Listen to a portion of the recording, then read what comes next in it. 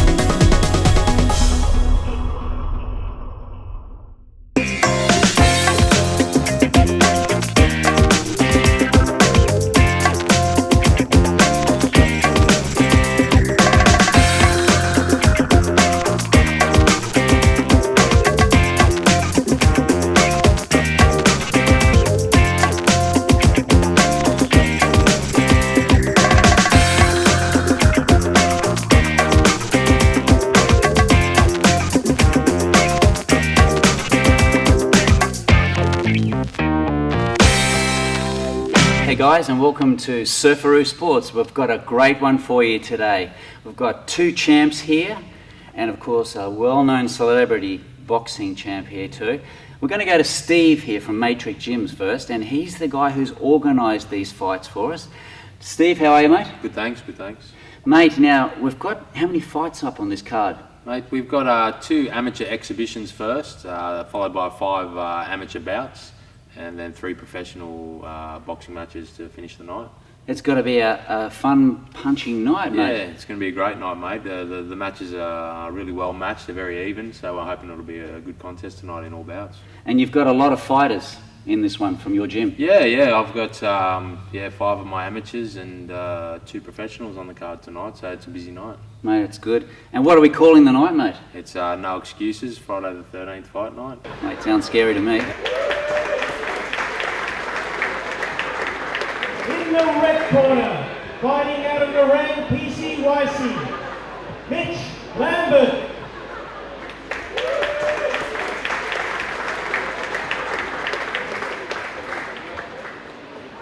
And in the blue corner, fighting out of Matrix Boxing Gym, Nathan King Brown.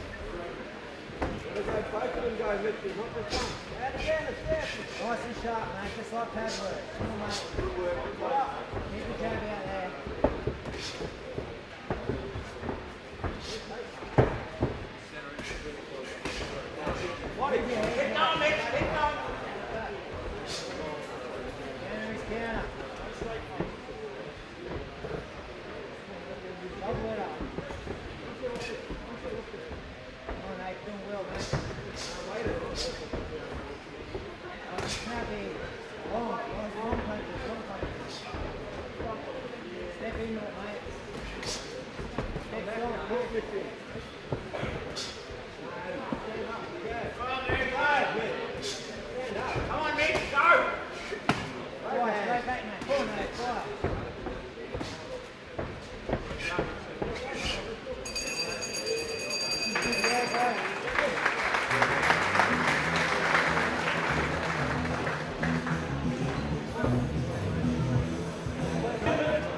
of the evening.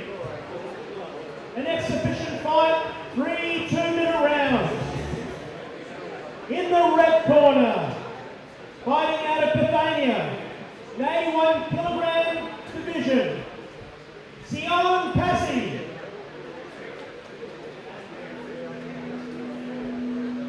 Sorry guys, I'm going to change the fights. The exhibition.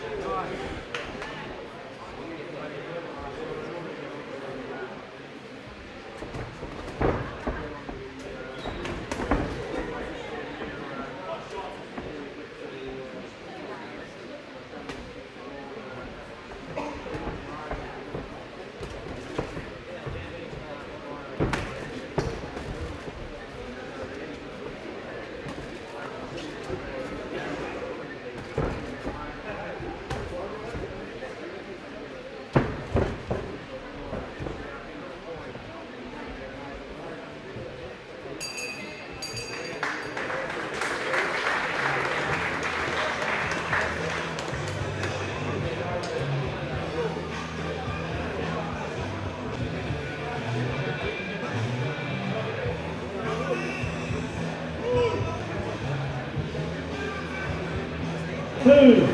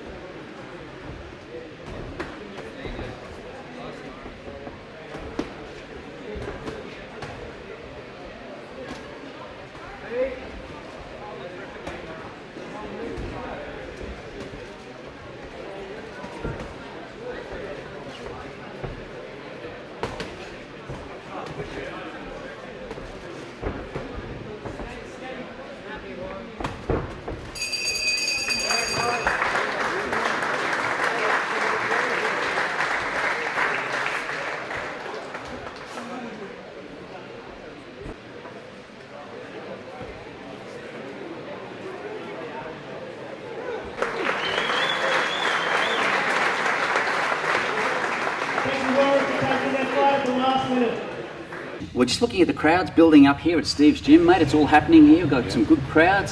Fighting power's happening. We've got the snag outside happening for everyone. They smell really good too, doesn't it? You've seen him on Fox Sports. You've seen him on TV. You've seen him in the ring and out of the ring talking, comparing. He's done a lot.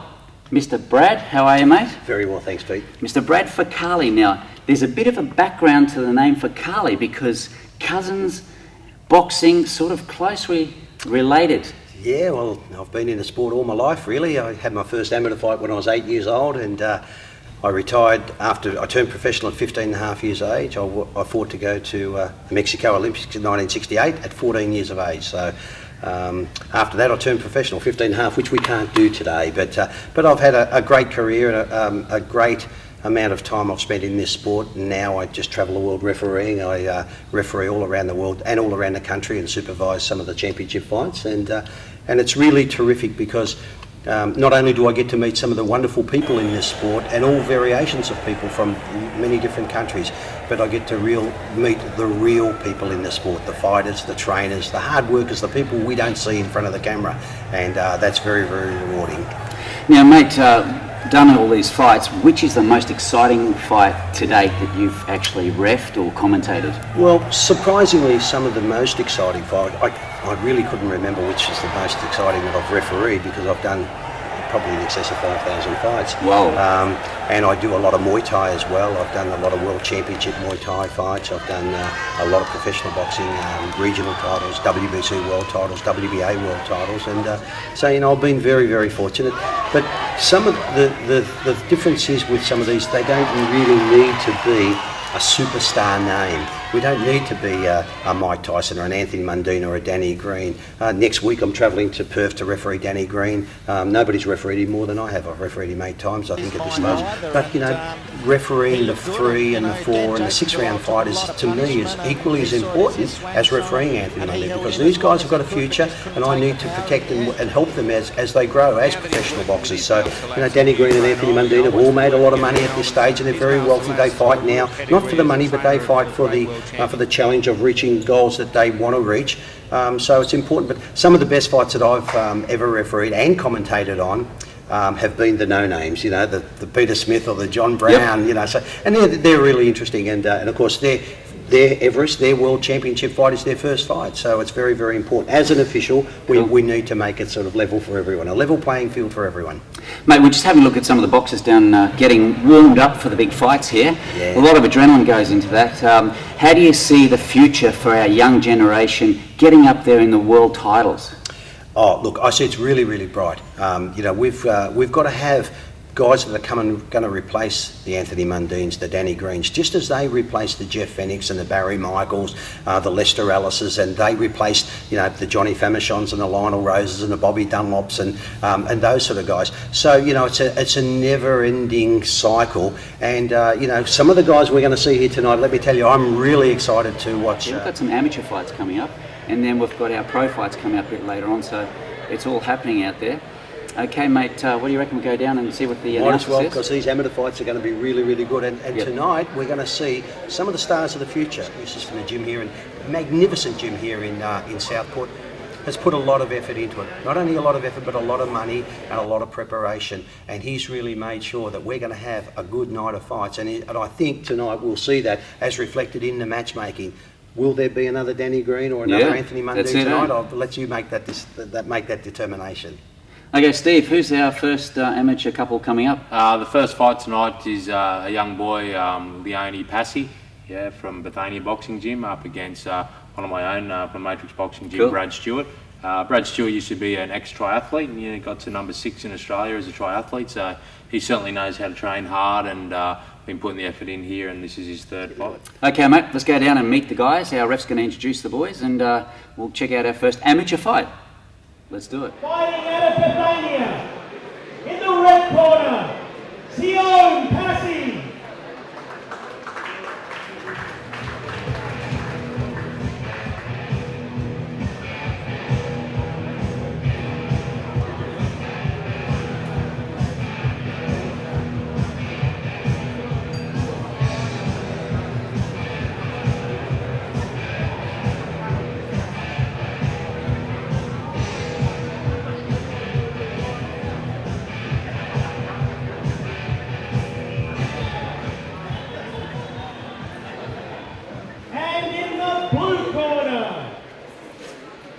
Fighting out of Matrix Boxing Gym, Brad Stewart.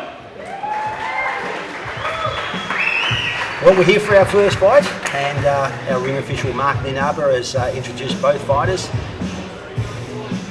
And both boys look like they're pretty well versed in their skills. Yeah, the red corner, Leone Passy, actually taking the fight on a day's notice when we had an original plan. So hats off to him, but he is coming in with a lot more experience than Brad. Brad from Matrix in his third fight tonight, and Leone's had about 10.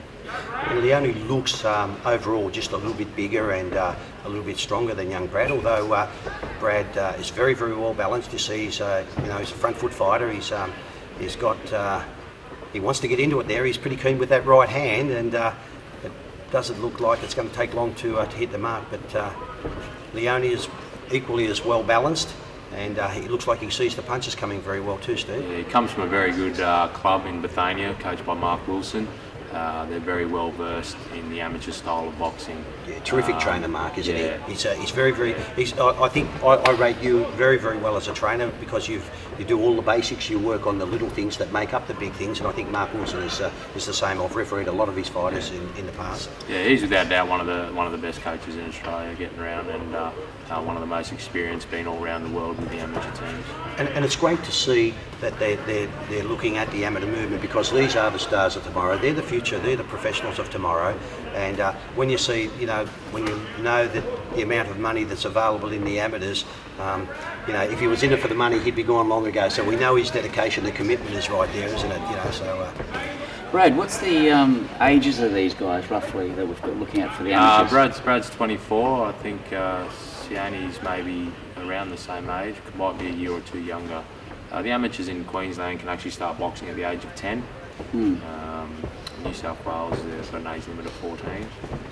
What do you reckon, Brad, about all our young talent coming up so young? Yeah, it's fantastic, Pete. I'm really excited about the way things are going with the amateur movement. We're going to see another terrific trainer tonight who trains Rowan Murdoch in Chris Carden. He's a very, very accomplished trainer when you consider that his time in the industry is.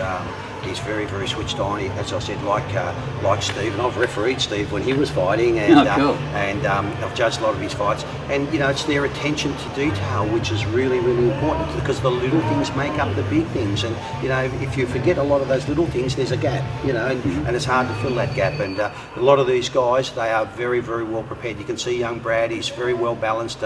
Takes his time. He's not particularly in a rush.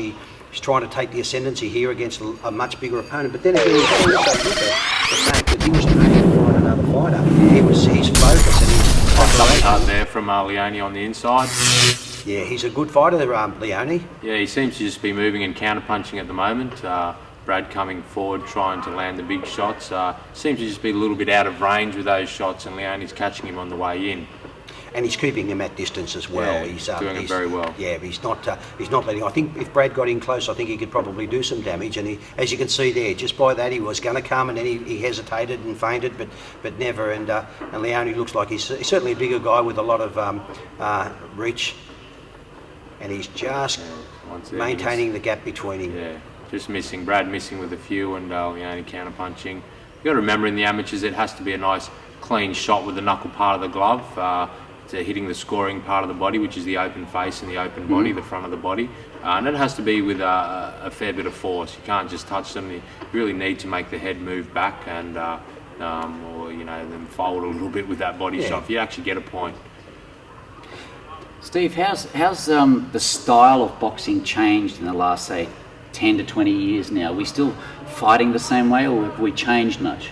Look, I mean, as far as the amateur boxing goes, there's definitely been a massive change. The new scoring system came in, maybe 10 years ago. They brought in a computerised scoring system with a red button and a blue button, and that's actually only just been changed again recently. They're still using the computer system, but they now score it differently. Last year and before that, it used to have 3 to 5 judges around the table, and you needed 3 of those judges to hit the button within a second of each other for you to actually score a point.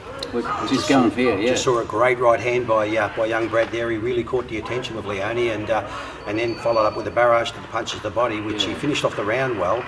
Yeah, I think the tide's just starting to change a little bit here. Leone's been counter-punching him for the most of the first 2 rounds, and Brad came home fairly strong in that last 30 seconds of that round, and as you said, has really got Leone's attention. Brad, looking at the fighters now, like you'd know better than me, do you see any exhaustion there already from any of the fighters? No, I don't. I think they're very well prepared, and of course there's a lot of nervous energy there. And as I said, from the blue corner's perspective, where he was scheduled to fight another fighter, all of a sudden there's been a massive change. So now he's trained for something, and he's going something else. So that really can put you off your game a little bit. As I'll expand a little later on, the same thing happened to young Rowan Murdoch, where he lost his first professional fight. But we're talking about 2 amateurs that are very, very well versed in what they do, and their skill level is very good. They're very fit. Brad's really starting to put the pressure down now in this 3rd round. That's really where he needs to be, on the chest. He struggled in the first round and a half, didn't he, Steve, to sort of get in there and to be able to fight. We need to fight to our strengths, not to our weaknesses. And now he's starting to really get on top of Leone, and it's now a fairly even contest. This is a very close fight. Going to be a close call for the judges, I think. And like all judges, concentration is your best friend at ringside. You really need to concentrate on who's winning the fight. I've never been a fan, when I fought as an amateur and I won 3 state championships in the amateurs. We didn't have scoring. We didn't have head guards. Really? No, I fought Golden Gloves and on Channel 9 in Melbourne, and we didn't wear head guards, and we didn't have computerised scoring. I believe Brad really looking for those big shots now. He's starting to just dominate. He's taking centre ring now. He's got Leone moving all around the outside of the ring. Nice overhand right there from Leone. Any relation to Sam Leone? No, it's actually Sione. Oh, Sione. Yeah. Okay, yep, not Leone. So they call him Sonny. Yeah, his last name's Passy. Sione Passy. That's a name I think we need to remember. He's a good fighter. But now when we look effective aggression from a professional point of view, even though we're looking at amateurs, a professional point of view is a punch scored with the knuckle part of the glove to the scoring part of the body. Oh, there's a nice right hand. It's a good right hand. And the referee, I think, is going to put a standing 8 count on him here. That's a good call, because I'll tell you why. That hit him flush. Now that is going to that's really changed the tide of this fight now. I don't think there's too much longer to go in this round. Brad's going to really have to. Yeah, there we go, the end of the round. That was a good round. That was. He's turned that around. Yeah, he's turned it around the last round. I wonder if it'll be enough in the judges' minds. As I said, it's a clean shots at score, so he did pick up a fair few in that last round. But Sione was certainly controlling it in the first 2 with the counter punching. Okay, let's check out who our winner is down there. Who we got our money on? Well, I'm going for the blue corner, but it's going to be a very, very close decision, and because I think when you look at it, the amount of punches, clean scoring punches landed.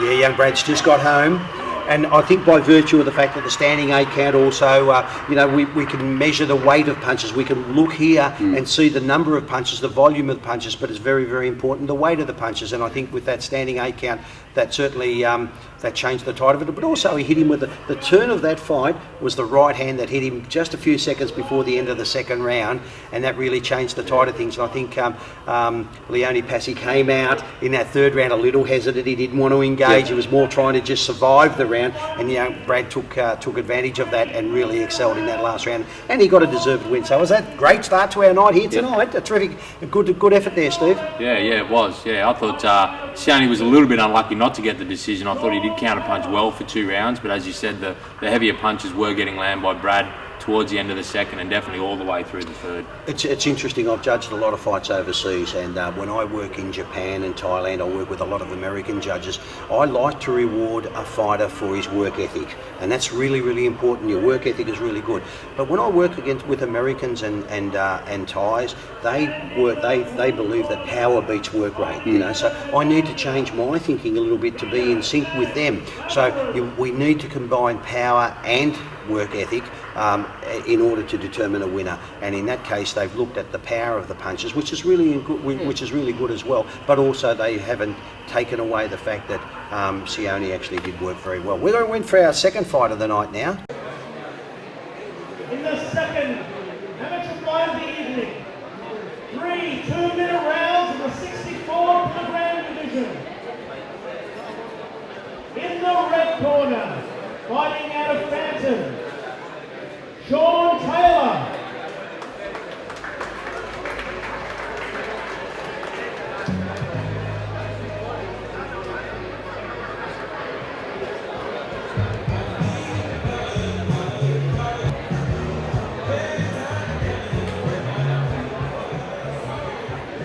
And in the blue corner, fighting out of Bethania, Stephan Ng, Lazarus. These guys here coming up now, is this South African background? I'm not sure of his heritage originally. He now lives up in Bethania and trains with Mark Wilson. Okay. So we've got our second Bethania boxer on tonight. Cool. Red corner is Sean Taylor from the Phantom Boxing Gym down at Currumbin. And we can see the beautiful hand skills of these fighters. These 2 guys have actually fought before, with Sean in the red corner coming away with a really close victory. And I think Our opponents are sort of matched pretty evenly, aren't they? They are. These amateurs are like really good fights. Some of these fights, a lot of these fights, are maybe even better than the pro fights, like you said, Brad. Oh, incredible! That like they don't like to lose neither. They put equally as much effort and preparation, dedication, and commitment into their sport. And we just see the end result. We're only looking at the end result. The hard work has already been done. As the great Mike Tyson once said, the easiest part of this sport is the actual fight itself. And when you look at these kids, they put that much effort. The hard work is getting up in the morning and doing your road work, and then going to work and coming back, and then doing the gym work after it, coming home tired and sore and whinging and cranky and tired, and then we're expected to fight at our very, very best from here. Sean Taylor is really pushing the fight at the moment in the red corner. Got a beautiful jab. Yeah, his jab's working quite efficiently for him at the moment. Yeah, like you said, Brad, it's not just like rock up at the gym, go on a fight and just do it. It's a lot of hard work, 7 days a week, I think, for most of the guys. Yeah, and in all facets of the sport, whether you're a competitor, a trainer, a referee, a judge, doesn't matter. If you don't do the work, you will get found out. So if you haven't done the work in the gym and you haven't put your effort in and done what you're supposed to do, you're going to get found out. It's the same as a referee and a judge. They need to come to the work. They can't just rock up one night and say, I'm going to referee this fight and get it all right. You need to prepare, you need to consider everything, what we're doing, and we get it right there. Geez, he's well balanced, the little kid in the blue, isn't he? He's nice tight defence at the moment. Not too much is actually getting through at the moment from Sean. Good close round. I think that went to the red corner. I think that round there. Just slightly. Yeah, just by punches landed, and also he sort of controlled the action from all around the ring, Steve. Yeah, I mean, your general rule of thumb is the more punches you throw, the more likely you are to score points. So having that higher work rate definitely is in favour. And it's great, again, guys, viewers out there, to have a special celeb like Brad here, because he has done refereeing for so long. He's been all around the boxing scene, of course, the kickboxing, Muay Thai, everything, and he's a specialist at what's going on here. So, well, I'm supposed to be, but let me tell you this: no two promotions are the same, and no two fights are the same. You know, we need to prepare exactly for what we see, and everyone's different because as a referee and a judge, you're dealing with two emotions. We've got a red corner and a blue corner, and no one wants to look bad. They've got their family and friends and girlfriends and boyfriends and whatever they have there, and their mates at work, and so no one wants to look bad. So when things aren't going the right way, they sort of tend to get some beautiful body punches good there. Good combination there, right? Yeah, got blistering hand speed, this young fellow in the blue. Yeah, Peter from Bethania is putting them together now too, throwing 3, 4 and 4, 5 punch combinations, which is good. Isn't it amazing? You know, the darker the skin, the faster the hands, they say. You know, and he's got some blistering hand speed. He's actually just taking the fight off the red corner here. Yeah, once again, the work rate's high from both of these guys, but you got to remember it's those clean shots that are getting scored. So. And for those of you at home who are watching this, you're going to see that the judges won't score punches to the arm and to that are partially deflected by the gloves, or if they're on the side of the head or the back of the head. They need to be an upper part of the glove to the scoring part of the body, which is based by the hairline and around the top of the shoulders and down the front up to the side of the front of the trunks. And both these boys are equal to the task. There's some terrific punches again. They're seeing the punches coming. They're slipping and sliding. There's a good left hook there from the red corner, Sean. Now with these head braces that we've got, just for safety side, it still doesn't protect the head like we have had knockouts still from wearing these, eh? Absolutely, yeah. You know, head guards in amateur movement have been brought in for a long time now. They don't stop knockouts. Because a punch still landed to the scoring part of the face is still still judged as a clean scoring blow. We're going for it now. Yeah, I think their main reason to have them is to stop those head clashes and stop cuts that way. I think they're actually getting rid of them in the near future for the amateurs. Their headgears are going. Surprisingly, I think it's a good thing. I think that we're going to see more effective fights. Head guards, as you know, even in training, can be incumbent. You know, they're sort of hard to get if you want to duck under a punch, and that they actually, in my view, they sort of tend to take away your skill level. Yeah. So they're thinking, well, I've got a head guard on, I'm not going to get hit as hard, or I've got to get as hurt. But if you know you haven't got a head guard, you're going to get hit, you're going to get hurt. You're going to learn to defend yourself a little better. So. Steve, I was going to ask you, in the corner, a lot of viewers don't really know what goes on. Tell us a bit, you're the coach, man, what goes on in the corner when you're talking to your fighter? Oh, look, every coach is different. I like to keep it fairly simple, and depending on the boxer, because everyone's different, and they respond to different calls. So, if it's something technical, I want to keep it basic. I don't give instructions to confuse them. I might pick 1 or 2 techniques that I need them to work on, or a defensive aspect that they need to improve on, not to get hit. Or sometimes if my fighter's a bit down and out, or they've been hurt a little bit and they just need a bit of a pickup, it's more motivational speaking than anything to get their spirits up, because you got to remember, these guys have done the hard work already in the gym. They've come in here. They should have the skills and the fitness level to do what they need to do in the ring. So we really only need to prompt them with a few key phrases for their attack and defence to help improve them. Or, as I said, if they are down a little bit, or if they're starting to get on top, just to, motivationally just really get behind them and pick their spirits up. Yeah, and that's a good call too, Steve, because a fighter, when he goes back to his corner after he's probably been tagged a few times, and he might have lost the round, and he wants a friendly face and he wants some friendly advice. He doesn't want to go back to the corner and sort of be bashed up again by his trainer. They're just getting warned for dropping their head down low for the second time. So you will get warned a few times, 3 times in the amateurs. If you do it again, they will take a point. And sometimes a point's quite a lot. Look, in the amateurs, if you lose a point, what they actually do is give 2 points to your opponent. Yeah. Absolutely, because you've got to earn that point back again, and they're hard enough to score as they are. He was warned a little earlier for pulling the head down, and the referees warned him twice for pulling the head down and hit him on the back of the head. I think the blue corner might have taken the second round, so I really, whoever comes home strongest in this last round might take this fight. He's using all of the outside of the ring, the blue corner now. He looks like he's starting to feel feel the effects of a good hard-fought and a very fast-paced fight as well. Yeah, they've both been throwing plenty of leather. The red corner's starting to control the centre ring now, which is important because he doesn't have to travel as far, and yet he's got his range intact there. He's got a really nice jab, hasn't he?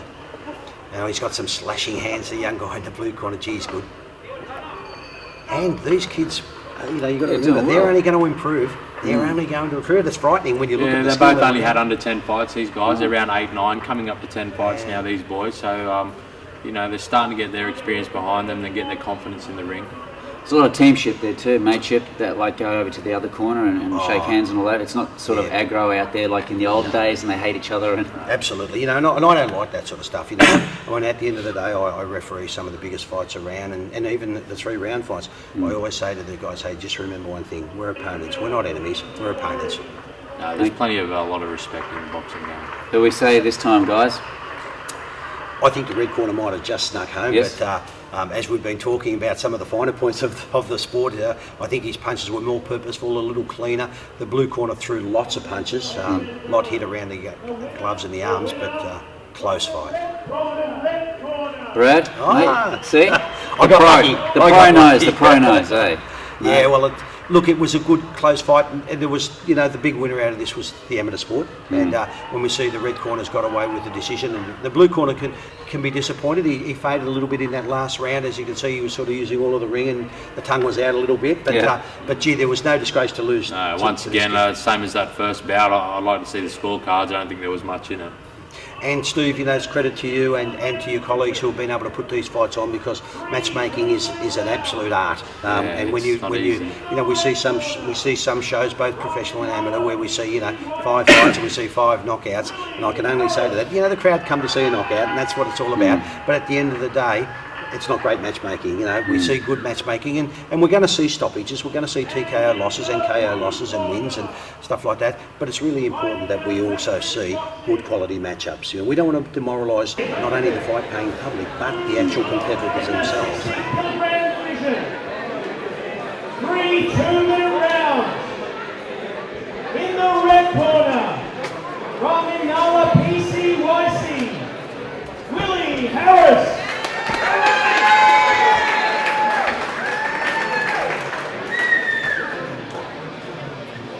And in the blue corner, fighting out of Matrix Boxing,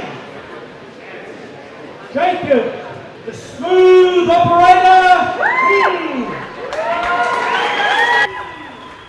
Now, amateurs normally around about the 3 2-minute fights? Yeah, the novices fight 3 2-minute rounds. The elite, the experienced amateurs fight 3 3-minute rounds. So the Olympics coming up shortly, you'll see 3 3-minute rounds on all bouts. Most of these guys here, bar our main event with James Catt and Matt Casboll. Yep. They fight 3 3s, but the rest are 3 2-minute rounds. Cool. So it's really important that they get out of the blocks quickly. They get into their first round is very, very important. Very, yeah. I recall when Kostya came out here and won the world amateur title in 1990. What amazed me was that he from the minute the bell rang, he was straight into it, and that reflected as a professional as well, because he was used to. Most of his first few fights were all won in the early rounds. This is going to be a good fight. We've got Willie Harris here in the red corner from Manala. He's had about 20 fights. He's this current Queensland champion in his age division. My son, actually, Jacob Ng from Matrix. He's had 12 boxing matches himself. So he's giving away a little bit of experience here and stepping up to the 60 kilo division out of the 56 that he's been competing in. He's been training hard, and he's got some good attributes of that weight with the long arms. So we'll see how he handles his more experienced opponent tonight. It's a big step up for Jake, isn't it? Your young bloke. Yeah. And when you talk about, to win a Queensland title is no mean feat, especially with being so competitive. Queensland are very strong in the amateurs. Yeah, very strong. As they are. And so to be the Queensland champion is no mean feat. And young Jake just getting warned for illegal use of the rope, so I didn't see any advantage, because I don't think he didn't throw he got pushed back, and you're not allowed to actually bounce off them in the amateurs, so that's what he was getting warned about. Nice right uppercut on the inside there from Jacob. he's using his range very well. You can Terrific see jab. Willie's missing a lot with his right hand and left hook. He's just a little bit out of range. He's just keeping Willie off balance at the moment with that jab. That's a beautiful jab, and I mean, you know, the jab is everything. If you haven't got a jab, you find it very, very hard to settle, to basically find your range. And he's certainly right kept. hand. He's followed up with the right and the left there. Willie wants to get in close. You can see that he wants to get in close. That's Nice where he's movement got off the ropes there by Jacob. Yeah. That's where he's going to try and do his best work, but Jacob using centre ring, and he's very mobile, isn't he? He's very agile. Yeah. Willie just missed with the overhand right, but the nice left hand and the receipt was the right hand by Jacob. Surprising, he seems to be winning the battle on the inside when they get there Beautiful too. right Yeah, hand. that was a good one there. Flush right on the chin. I think Willie knows he's in for a little bit of a fight, not just because he's your young bloke, but I can Yeah. see the resemblance there. It is, we can talk all we want, but the simple facts are when we look at what's actually happening inside the boxing ring, we see some really good skills there. It's good seeing a lot of the trainers with their sons, like Costa Zoo. He's got his son coming up now too, eh? Absolutely, He's young got a couple. Timothy. Yeah, he's got a couple. Timothy and Nikita. Oh, they got two, Yeah, and yeah. Nikita as well. Yeah. Be very, very interesting to see as they step up through the ranks, and you know, no doubt they'll win, you know, state championships and win Australian titles. And if they're anything like their father, who was, you know, just hard-nosed, hard at the ball, his work ethic in the gym, his training was immaculate. That's why he was pound for pound the best fighter in the world for a number of times. He's some of the legends of our sport. Really looking for that big right hand over that long jab at the moment. Hasn't found the mark yet. You see, Willie's certainly got the skills and the record. He's got the experience over young Jacob, but Jacob is just, you know, he's got it all to gain and nothing to lose here, hasn't he? Really well balanced, using all of the ring. Nice right hand there. Just reaching for that left hand a little bit. You'd like to see him just bring it with that front foot in there. There it is there, and it will work with good effect. Nice right hand. Bit of a hit there, eh? Yeah, Nice Willie just right went on the hand. inside. He went in the inside of Jacob's left hand. You can see he's a bit of a thinker, Willie. He sort of he's worked at, he's waited for that, and Yeah, he's been looking for it. great scoring punch. Good head movement. Willie back on his bike now, just starting to take the initiative of Jake. He's trying to sort of close that gap, but Jake's got some good hand speed. Oh, nice left hook too. There it is, two left hands and a following right hand. Now that, if you just saw what I saw there, that is the key to this sport. Two left hands and a right hand, it sets everything up. And as we can see now, Jake's really starting to get on top. He's starting to tee off on Willie a little bit here. That all came from those two double left hands, followed by the right hand. He's got him on the back foot. We've got a He's little bit starting to make him of think. blood coming out of Willie's nose at the moment. Man, this is a full-on fight Oh, card. yeah, It's a good absolutely. one. Yeah. Only young, these boys. Willie's 16 and Jacob's 17. Isn't that fabulous to see these young guys at this age? So what do we call this, their prime now, or are we sort of looking a little bit older for Oh prime? no, look, there's a massive amount. Look, the scary part is when you look at Jake, look at his size, look at he's got a beautiful jab already. You know, he's been taught from the basic. You know, he does everything right from the get-go, and he's only going to improve it. He will improve better with fights. The better of opponent, I would say, he looks like he's a dedicated, committed young guy. That was a good round for Jake. I think he's got home with that round, simply because of his aggression and because of the cleaner punches. And he actually looks like he's a little bit of a thinker there too. So he got on top and won that round. I actually think he's won both rounds now. The first round was a feeling out round. He never let Willie get in close, but Willie's trying to get in close to sort of bridge that gap between the two. And but these kids are only going to get better. Look, 16 years of age, they're pups, aren't they? Yeah. You know, so they're only going to get better, and you know, you can imagine another 4 or 5 years of gold medals and maybe international experience, Commonwealth Games experience, perhaps Olympic experience, and when they turn pro, boy, are we going to have some good fighters. Willie will really need to come out to, prove some dominance in this round if he wants to win this fight. Well, you can see he's an aggressive fighter, and he's trying to bridge that gap to Jake, but Jake's just had all the answers for the first 6 minutes of this fight. 3 3-minute rounds. It's a hard time, a hard ask for any young kid to go in there and work. 3 twos for these young fellas. Oh, it's just 3 twos, was it? Yep. Oh, it's a good nice right hand. Followed by a left hook too. He might have just caught that on the glove, but it was a nice combination. Starting to come on strong, Willie. That's his experience starting to take a little bit of control. But Jake, equal to the task, fighting on the back move again. Lefts and rights, working, using all the ring. I reckon the referee's going to he's warned Willie to keep his head up here a little. Right. What about fatigue factor? Do you reckon there's anything there, judging between the more experienced and the non-experienced? I think what's happening here is I think Willie's probably starting to feel the pressure a little bit more than Jake. Jake's got 2 rounds in the bank already. I think he's won the first 2 rounds, and this is a good, close, hard round, although it's hard to determine who's winning, but I think that the adrenaline rush and the the energy burn that's I think Willie will be feeling it a little bit more than Jake would. Jake's still fast hands, great hands for a kid his size. Working well in the short range too for someone with long arms. And he's starting to bring his punches up there. You can see starting to use the uppercut. There's the long left, right hand again. Willie just trying to get under it. Oh, nice uppercut by Willie. Just missed the mark. But you can see he's got the punches. He's got the kid in his kit, hasn't he? Yeah, certainly has. Again, referee, Bert just warning Willie for illegal use of the head. As I said, that little bit of desperation's come out. He knows it's all on the line here. He's really got to win this round and win it well to stay in the fight. A nice short right hand by Jake. And again, you just notice how he came in with the right hand and he twisted out of the corner, and now all of a sudden Willie was back in the corner and Jake hit him again. So there it is, the end of the round. That's a good fight, good hard close fight. A lot more even that last round. Well, he certainly bridged the gap, Steve, didn't he? You know, he's equal to the task. His experience showed, and I think this will be a good win for the young guy, for young Jacob. Well, no, they've gone the other way. That's disappointing. Yes. It was a close one, but Steve. Yeah, look, he definitely came back in the last round. I don't think he did enough to actually take the fight, but you know, this unfortunately happens in the amateurs a bit. And in the 4th amateur bout of the night, we have the big boys. 3 2-minute rounds in the 91 kilogram plus division. In the red corner, fighting out of Aftermath, Victor Hunt.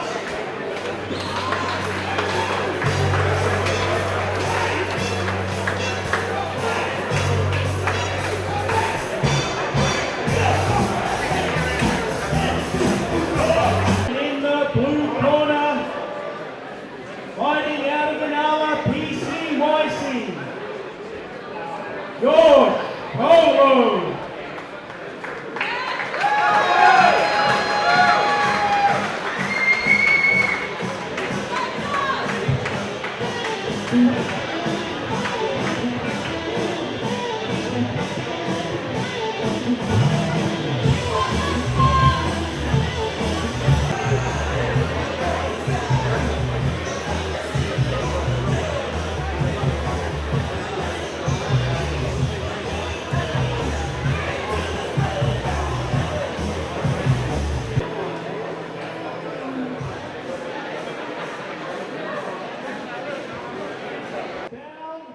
Round 1.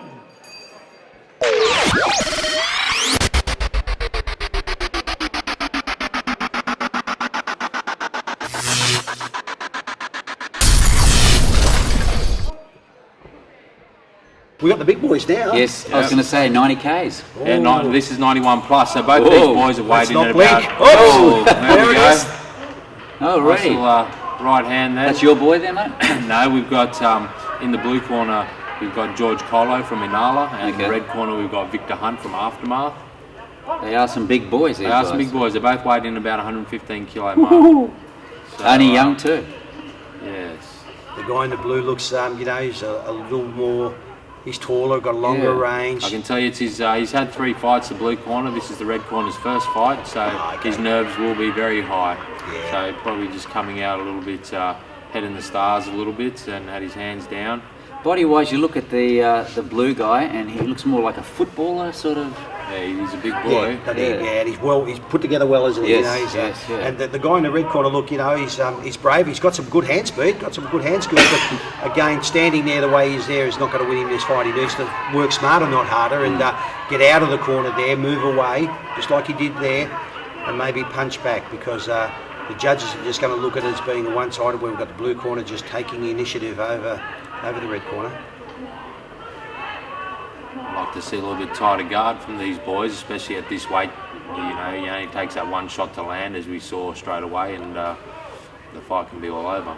Yeah, just reading my mind there, Steve. I was just going to ask you, this is the first fight I've seen where we've got lowered hands a bit, because all the rest of the amateur guys have got their hands up in the right position. Yeah, and the young guy in the red, it's his first fight, so he's fighting a couple of fights. He's worried about whether he's going to do the distance. He's got a big guy in front of him with every punch is loaded with bad intentions, and he knows if it hits him, it's going to hurt him. As he found out, he was on the deck there, but he's brave. He's in there, and he's actually calling him on the ropes there at the moment, isn't he? Yeah. But look, the best thing is he's in there having a go. That's it. Doesn't matter how well he goes. There's no shame in that. He's having a go. He's starting to feel the pinch a little bit now. Yeah. We saw the big breath there, and it was a pretty clear win in that first round to the blue corner by way of the knockout and also the accumulation of punches there. Steve, he was very well versed in there. Brad, now being in the ring so much as you have been, what's the first signs when you see a fighter being hit that he's going down? How can you pick which the eyes? The eyes tell you absolutely everything. I look at everything. I just refereed a huge fight over in New Zealand last week, Shane Cameron versus Monty Barrett. And Barrett came out and beat David Tour, and Cameron had been beaten by Tour. And when Cameron hit Barrett with the best right hand, that probably set like a gunshot. And he went down, and I looked at his eyes. I had an obligation to put a count. I didn't count him out. I didn't count to 10. I counted to 6 and stopped it. He wasn't getting up, but the eyes tell you everything, and it's really important. And also the body language. We saw at the end of the first round there, the guy in the red corner, he took the deep breath and the hands were down, and just the body language told me, as a referee, we've got to protect a fighter like that when he's starting to struggle. Red corner's come out not too bad. He landed a couple in the first 5 seconds of this fight. He's got some good defensive skills there too, Steve, as we saw. He's got plenty of upper body movement, getting the head moving. He's got a good too left many hand clean handing. Yeah, he's come back. He made him miss. Came back with a couple. It's actually turning into not a bad little fight after that initial knockdown. Yeah, referee a game warning for the use of the ropes, and so we get back into it now. But he's actually going all right. He's very brave. Nice little left hook off the cuff. That's a hard punch to throw, isn't it? The left hook off the cuff against a taller, more rangy, big, powerful opponent. He's taking a lot of punishment. He is, yeah. He's just, he's the occasion beats these fighters more than their opponent does. He's going to get an 8 count here. Yeah. And how many counts do we need in the ring before we call it quits? In the amateurs, Pete, it's as a novice, you get 3 8 counts in the whole fight, and then the fight's over. If you get 2 8 counts in the one round, that will stop the fight as well. Okay. So novice fighters. And that's a great safety initiative. Yeah, it is. Look, and that's the difference as well between the amateurs and pros. They are really, really protective and all about safety in the amateurs. And if you knock a guy down, like we saw previously, you get the 8 count put on you, and you don't get any extra points for putting 8 counts on people. It's basically there for the safety of the boxer and to give them a rest. So you're seeing the second 8 count applied in the one round, so the fight will be called off. Yeah, and the referee there has waved the fight away. He gave him a good opportunity to stay in the fight, and the guy in the blue corner just a little bit too strong, too rangy, too powerful.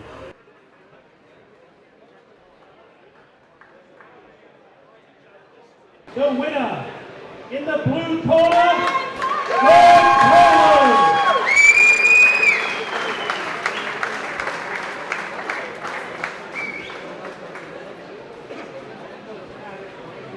Now, mate, one more big question, which maybe a lot of these viewers out there don't know. Lionel Rose. What is he to you, mate? Well, apart from being a relation, he was my inspiration and he was everything to me. When Lionel Rose went to Japan on February 27, 1968, and fought a guy who now is a very, very close friend of mine, a guy by the name of Masahiko fighting Harada, no one gave him a chance. He was rated number 8 in the world ratings. A guy by the name of Jesus Pimentel was the mandatory defence for fighting Harada for the World Bantamweight Championship. And we must remember, Harada was an Olympic gold medalist. He was the former world flyweight champion. He had to move up in weight to the bantamweight at 8 stones, 118 pounds or 53.5 kilos. No one gave Lionel Rose a chance. He left here an unknown. He came back an absolute hero. So I'm part Aboriginal and part Italian, and for what Lionel did for my people, he was just nothing but an absolute inspiration. Everything that I've done, I think I can relate, and I sort of give thanks to Lionel Rose for. Sadly, May the 8th last year he passed away, and I think he's now probably teaching all of those little fighters up in the sky. But not only was he an excellent fighter, he was a magnificent fighter. I modelled myself on Lionel Rose. Lionel Rose modelled himself on another great fighter in Australia who modelled himself on the great Sugar Ray Robinson. And when you look at the styles, they were all very, very similar. I had the same coloured shorts. I did everything. I mimicked. I did everything I could.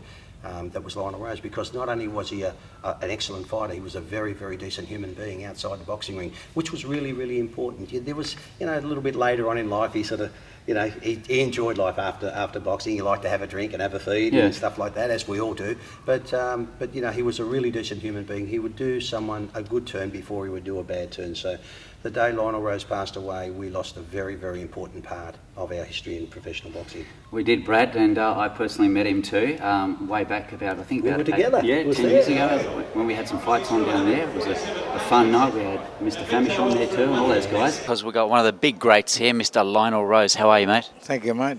Good. Now, Lionel, mate, tell us about your big career, just in short, mate. Well, my career. My It's career. a big one, mate, in the boxing. I won the world title in '68 over in Tokyo, bantamweight title from Masahiko Harada. That was enough. That was a good fight, mate. That was a good fight. It certainly was.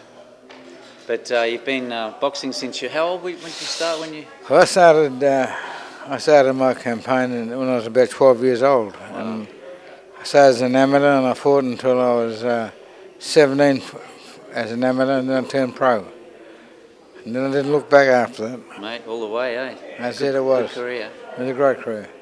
And what do you think about the boxing nowadays? Do you think it's still got that oomph to it, or has it sort of changed a lot from the days when you used to do it? I think they're getting harder nowadays. They're hard punches and hard boys now. Now when you look at some of the fighters that are around at the moment, And the big fight coming up now between Mundine and Green, what do you personally think? Well, I'm going to lean towards Mundine. Me too. I think Mundine, it might be a bit too fast for him. Yep. I don't know. Danny Green's got he's a good whacker. It's going to be a good fight, but thanks a lot for the chat there, mate. All the best. Yeah. He got us at a good time too. Thanks, buddy. Good on you, mate. Take care. Mate, I think we're just about ready to go down to the ring. Ladies and gentlemen, our fifth and final amateur fight is in the 62-kilogram division. 3 3-minute rounds. In the red corner, fighting out of Nerang, PCYC, Matt Pascal.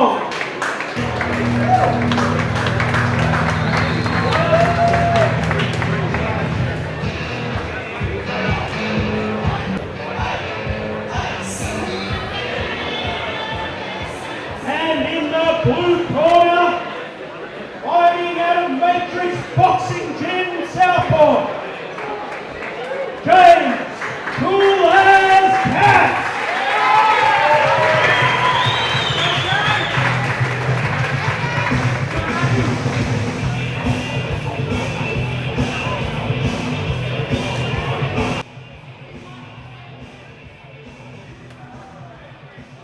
James Katz in the blue corner. He's the current Queensland champ at 60 kilos.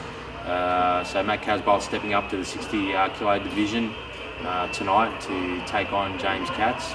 As we can see, the crowd starting to really build here tonight at the gym here in Southport. A really well put together program, full of amateurs that have got a future, and this is going to be a very, very interesting fight. Now this is the last of the amateur fights? Last of the amateur fights, yeah. Pros coming up after this one.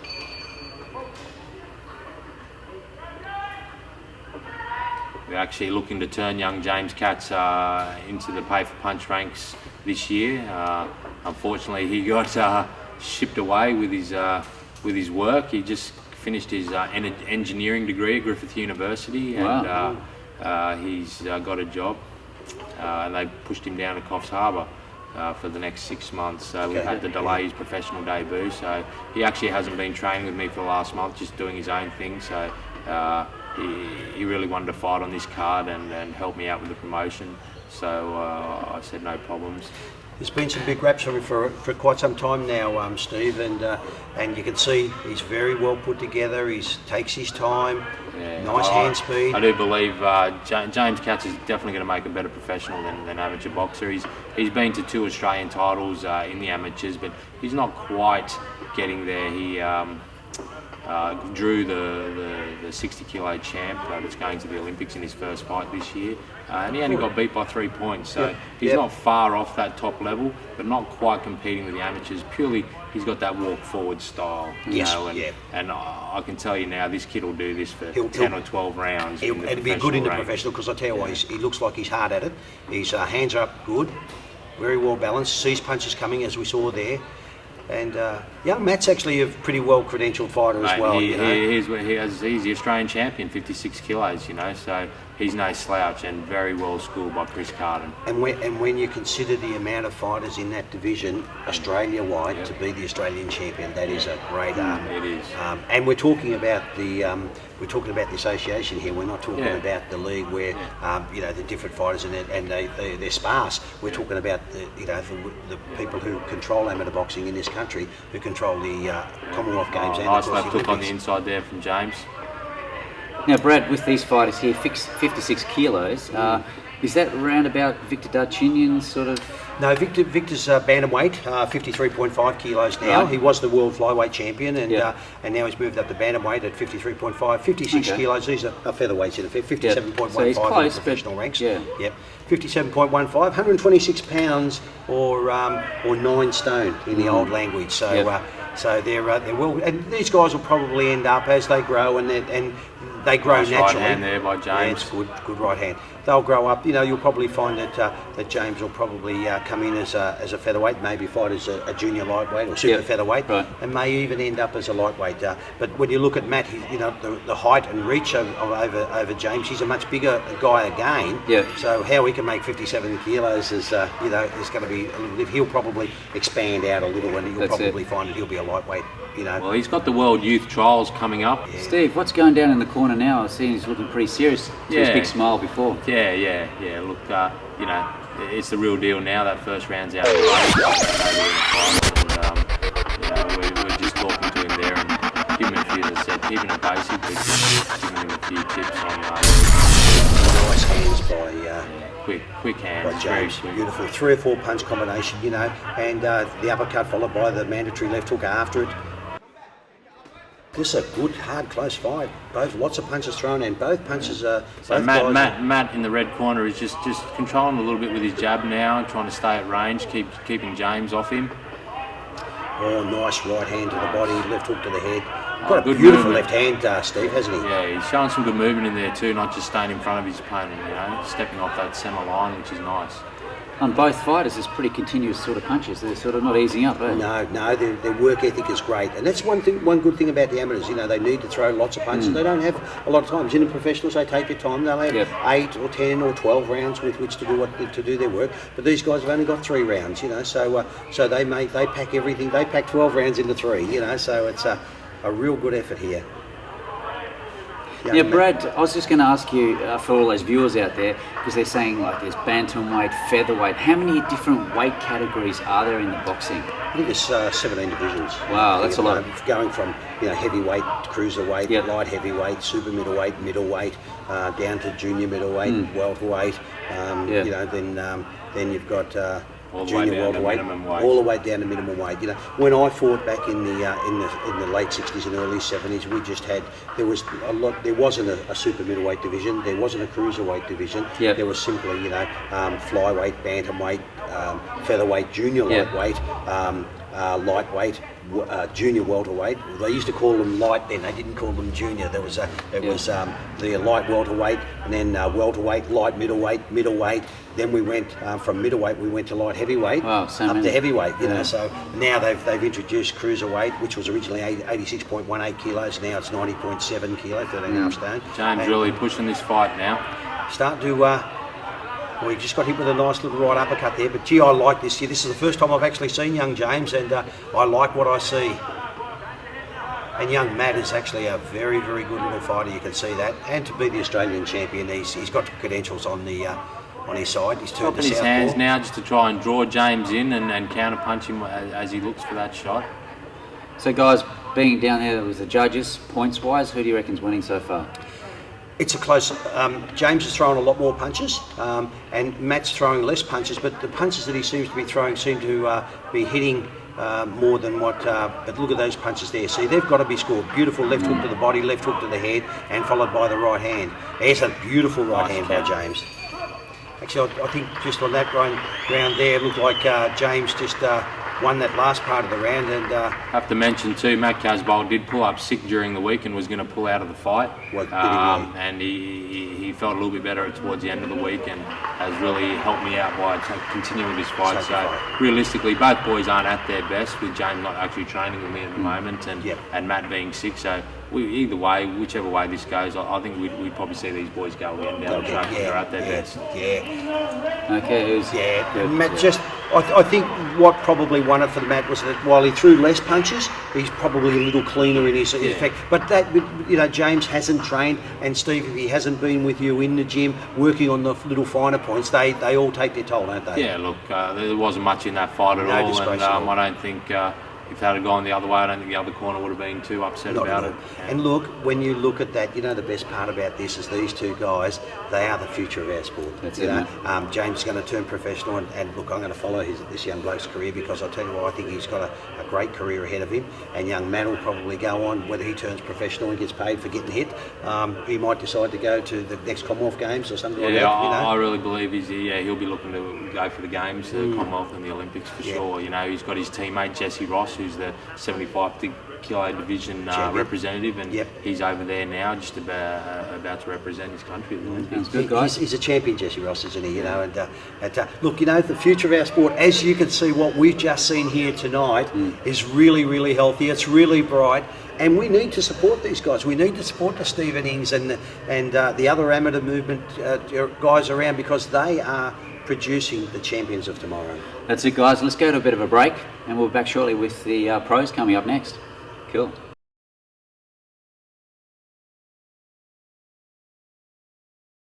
I'm really excited to watch Adam Lovelock. Going to be another good fight tonight, and it's my first time to see Adam. That's going to be an interesting fight as well. So so he's going to fight a real tough kid, a real tough rooster by the name of Kyle Brumby from Ipswich. And as you know, they build them tough and they build them mean out in Ipswich.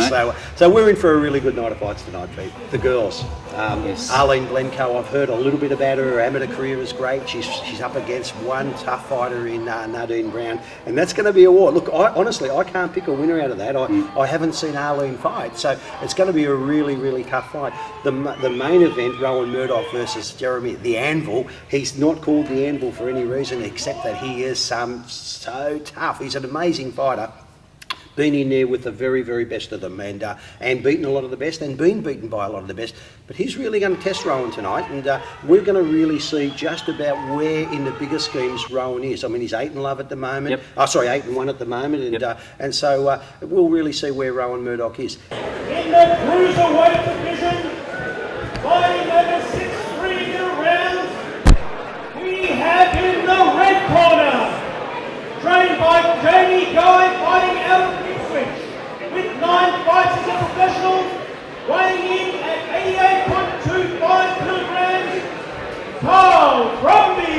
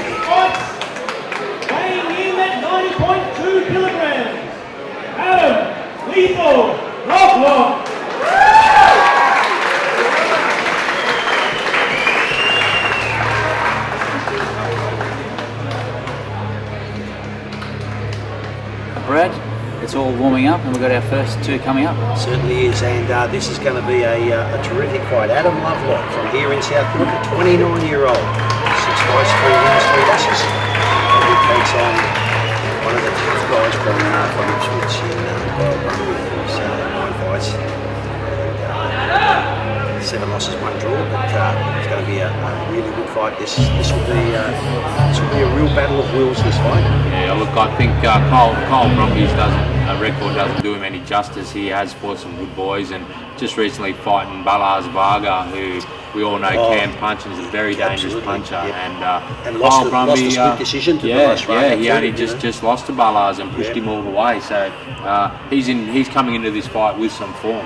Yeah, no, he is. He's a brave young fighter. I think Adam will know him there. He's not going to have to go and find Kyle. And yeah, I think Adam's coming off a loss himself against Chris Stewart last fight up in Gladstone. Which is a bit of a surprise. I think he took the fight a little bit lightly, and over 4 rounds. Didn't get the decision. Mind you, myself and most in the crowd thought he did enough to get the decision. Once again, that's boxing. He didn't get it. Well, it was a majority decision. One judge scored it for a draw, and the other two was only a point difference in it anyway. So, funnily enough, my other cruiserweight in the gym, Dennis Arthur, who's the Queensland Cruiserweight champ, he's fighting Chris Stewart on Jamie Myers' card on August. That'll be a real good fight. You know, Dennis Arthur's a very, very good, accomplished fighter, very brave, and comes to the ring prepared pretty well. But Kyle Brumby in the black shorts with the white band and striping to our right now. You see the beautiful jab, the very well balanced, well skilled Adam Lovelock. Both just trying to establish that jab and find their range. Nice right hand, yeah. Now these guys have gone through their amateur stage. Yeah, look, I'm not sure of Kyle Brumby's background, but in the Adam pubs of Ipswich, that's where he's amateur was. They breed him up there, don't they? He would have had probably a couple hundred amateur, fights out the front. And I say that with no disrespect, because they breed him tough up Ipswich and Toowoomba way. I cut my teeth refereeing up there, and I've refereed a lot of them up there. No, they're really good. Adam Lovelock's got an extensive amateur career. He's been, I think he had around 86 amateur fights. Well, that's a lot. Yeah, he's won an Australian title and a few state titles, and was based at the AIS for a while. So, you know, he's got a very good amateur background coming into the professional ranks. You saw a nice, powerful left lead from Kyle Brumby there, and Adam just parried the punch a little bit and repaid with his own left lead, followed by the right hand. There's a little short right hand, just missed the mark. Yeah, he seems to be counter punching quite effectively at the moment. Small amount of weight difference, 90.2 kilos for Adam Lovelock and 88.3 kilos last night on the scales for Kyle Brumby. And Kyle just lost his last fight against Shane Quinn down at St Mary's in Sydney back in June this year. Actually, which is hard to go down there and win against guys that are in their own backyard. Nice right body shot. Good body shots. Right hand, 2 to the head. Yeah, Brad, now with just a few of those extra kilos, does that help in a fight? Sort of more advantage? Well, look, in the lighter weights, absolutely, but in this weight, there's not a lot of difference, you know, because nice right hand on the way. you can see those punches coming in there. And look, you know, in some instances, it's only when you sort of feel a guy how strong he is when you want to twist him and turn him and get him in the corner. Good body shots there from Kyle Brumby. He's taken the fight up to Adam a bit here, and Adam not fazed with his great amateur career and his good professional career. He's just taken his time. There's no urgency about what he does. Looking for an opening, use great upper body movement. I like to see that, Pete, where we see guys seeing he just dipped the head there where the right hand went straight over the back. Yeah, it's important to change that level, you know. Move your head so you're not a stationary target. Been busy for the young Adam. This is his 3rd fight for 2012 after having just one fight in 2011. Yeah, he's booked again to go in 4 weeks after this one. Yes, he's well, that's good. It's keeping him busy, and it's match fitness, and that match fitness is very, very important. As we see, we're inside 10 seconds now. Switching to southpaw, Adam Lovelock. And that's a good confidence boost. Good round for Adam Lovelock to start with. But talking about, you know, how busy these guys are, Kyle Brumby, this is his 3rd fight for 2012 as well. Had 3 fights in 2011 and 2000. He made his debut in February 2009 with a 3rd round knockout. Former Australian champion Jamie Guy there in the corner of Kyle Brumby coaching. Yeah, I noticed the face there, Yeah. and a good guy outside the ring, Jamie Guy. Yeah. Actually fought Jamie Guy in the amateurs back in the day. Did you really? Yeah, Okay. yeah. You never fought him as a pro? Not as a pro. Because I think he moved up to light heavyweight, didn't he put a bit of weight on. He fought some of the best fighters in and around our time when he was there. Now we see a lot of the boys from once they leave the boxing, they either go coach or they get in the ring. Yeah, a lot of them are pretty much they like to stay on the other side of the fence in training and stuff like that. We've got some really good young referee like young Paul Tapley here from Queensland, who was former Australian champion and a Queensland champion, and he's now come across after he's retired, and we're going to see Paul a little later on tonight. And he's doing really well. Paul's going to be refereeing the girls' fight and the main event. Yeah, and it's good to see because he's a nice young guy outside the ring, a very fair-minded young guy, and he's doing really well as a referee as well. Now, Brad, the word sometimes you hear, he's a real brawler. And they say sometimes the brawling sort of makes him lose it because he's too much of a brawler. Do you think the brawler side does help to be a fighter? Oh, well, look, I just look at it this way. If you've got a guy with good hands, to beat him, you need to have better hands. And the brawling side of things can often bring undone a nice, neat, tidy fighter who can't handle the roughness and the toughness. Turning around Lovelock on the road. He twisted at him there, and that's what we sort of say. Kyle is basically what we call a brawler. And if you're going to beat him, you're in a fight. And but he's just going to twist you and turn you, and he'll go with double-handed attacks, two-fisted attacks all over the body, where he just wants to deliver punches. Where you can see Adam's a little more skilled, takes his time, hands up high, nice and high, and it's calculated, works out. He's got a game plan. He's trying to work to that game plan. Where brawlers generally don't have that game plan. They just go hell for leather, So. And often they'll bring a good fighter undone. You would have seen that too, Steve, over the years, Definitely, yeah. A lot less skilled opponents can come undone by, as you said, the tougher man, and definitely fitness has got a big part. If you haven't got that fitness to back it up, you're not going to win the fight. No. Steve, talking about fitness, mate, does it help, like your background, Muay Thai, kickboxing, into boxing? It's actually not my background, Pete. I've been involved with the Muay Thai. I've actually helped the Muay Thai fighters out with their footwork and handwork, but boxing is my background. I've had an amateur career and professional career. I've just moved into other areas, more so to help Muay Thai fighters, MMA fighters with their hand and footwork to help them with their sport. Cool. A little bit of an all-rounder was Steve. Yeah. And, when we talk about fitness of fighters, let me tell you, when he was fighting, there was no fitter fighter. I can tell you. And what he maybe lacked in natural ability, he made up with pure hard work and fitness. And that is often the key today, as we see Adam Lovelock just starting to tee off a little bit on Kyle Brumby here. Nice left hook. Going for it now. Beautiful rips to the body. Nice caught the attention of Kyle. He sort of thought he got a low one there. Yeah, I don't think that was low at all. I think that was just a nice body shot. I think that's the experience coming out there. Yeah. And I think the referee's fallen for it as well. So sometimes it does help to play up to the absolutely, ref. Absolutely. You've got to know, and it's very important that referee obviously didn't see where the punches were landed, because if he did, he would have said, "No, you fight on." Now it's another round to Adam. He just seems to be controlling the fight at the moment, picking his shots, but he's being effective coming forward, but more so when he plans on coming forward. I think Kyle is just. He's just a little bit out of his depth here, but look, let me tell you, he's going to leave nothing to the imagination. He is really going to make Adam work for this, and this is a good little fight. It is, yeah. He's not far behind at all, and as you said, he's pushing Adam the whole way. We've got a good crowd starting to build up here now. The crowd's starting to come in. They've been here for the amateurs, and now once the pros started, they've actually settled down and started to really get into this. There's good support for both fighters, which is really good to see.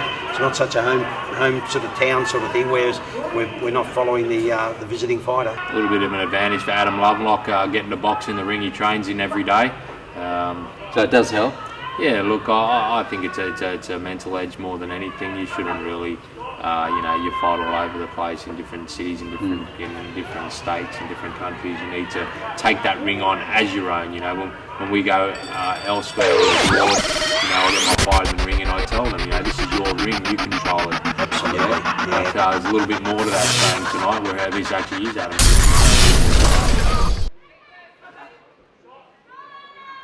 and that's a big. It's like a home ground advantage, isn't it? Sort of as we see in footy and in cricket and a lot of sports today, that home ground advantage is a little, But having said that, he's still got to beat the fighter in front of him, And look, for all fighters, a lot of fighters don't trust what they've actually done, and it's very, very important for a fighter to trust his judgment, trust himself, what the work that he has done in the gym. Right hand there, Adam Lovelock. If he knows he's done that work in the gym, he'll know he's capable of doing the 6 rounds, and he can fight each round with a good solid work rate, and that's where I think he looks good, Brumby, when he throws that jab and tries to box from the outside. Yeah, he's lost a little bit of weight too, Kyle, around the midsection, hasn't he? From when he made the early fights in his early days, he twisted, turned at him. That was great stuff from Kyle Brumby. Wasn't that good work? And then he made him miss, and he actually made him pay. That was good effort by Kyle Brumby.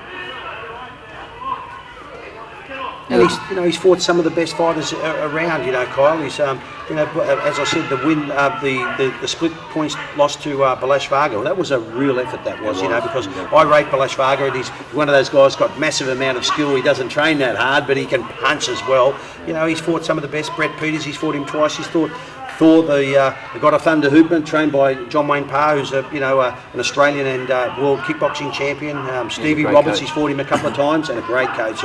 And so he's been in with the best. Kyle Brumby just made Adam miss with the right hand there and twisted, got himself tied up. Now, speaking about John Wayne Parr, back then he was in boxing as well. Absolutely, he trained with Rod Waterhouse and Paul Briggs and Steve over there in Nerang, and had a great camp over there and won the Australian middleweight title. I actually refereed him when he won the Australian middleweight title, and but what would you expect from John Wayne Parr? If you're going to fight him, you're going to be in a fight. 12 boxing fights, 10 wins, and was it nearly 9 or 10 knockouts? Knockouts, I think maybe 9 knockouts out of those. I think 9 knockouts out of 10 wins, and there's only 2 losses. Guess who? The great Saki Obika and Nader Hamden. 2 guys who were both fought for world titles, and so no disgrace to loss to them. And let me tell you, there's a lot of talk that they were disputed losses too. One of them, I can tell you, I was in his corner for Sakio Bika, and he fairly got beat in the end, but he had Sakio gone in the early rounds, but couldn't quite finish off. And at the time, Wayne was crossing over from boxing to Muay Thai. He was a period where all he concentrated on was on boxing, and that's where he was going really well. Then he started to cross over again, and the fight with Sakio came up, and I truly believe that if he had been concentrating on boxing for 3 months when he took that fight, he would have beat Sakio. Absolutely, yeah. I think Wayne lost to 3 fighters that I know of. One was an Australian title fight trained by Jeff Fennick.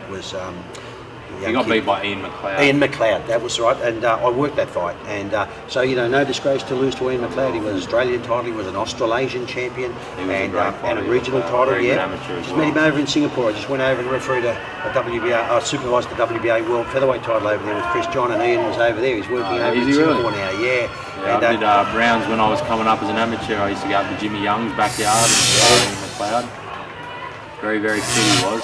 Incredibly fit, good work ethic. I sparred him one day, and I left the gym, and I was talking to my trainers at the time, Trevor Martin and Kevin Martin, and I said, hang on a second, and I counted the rounds that Ian did. I jumped in for 3 and jumped out, someone else jumped in, he jumped out, someone else jumped in. Anyway, 21 rounds Ian McLeod did in a row. God! That's unheard of these days. Really People don't do that. No. Oh, geez, that was a good hit.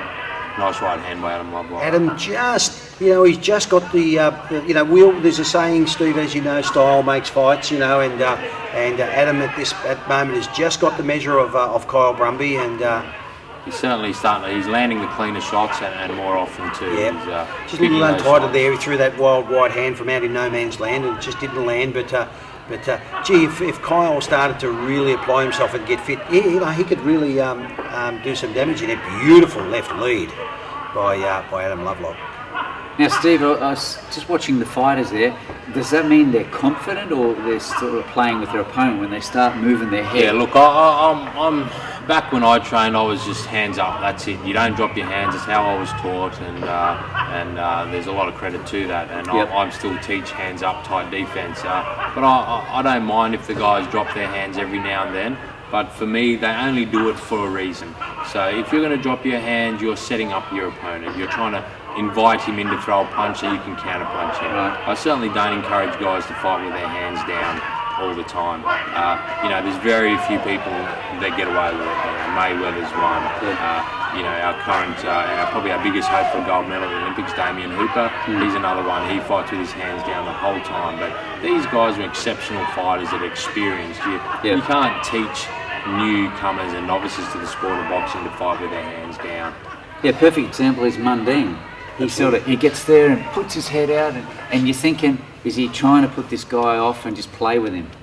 And it's very much an individual thing. Like Muhammad Ali was great at it. We're not Muhammad Ali. And I guess there's so many idiosyncrasies as we're waiting for the tape to get done on Kyle Brumby's hands. And let me tell you this is actually unfortunate because Kyle Brumby's winning this round. He's actually just taken the initiative off Adam, and now we've had a bit of a break. There's a little bit of a lack of concentration, and now they've got to start sizing each other up again. But going really well, Kyle Brumby in this round, and he's making a bit of a fight of it.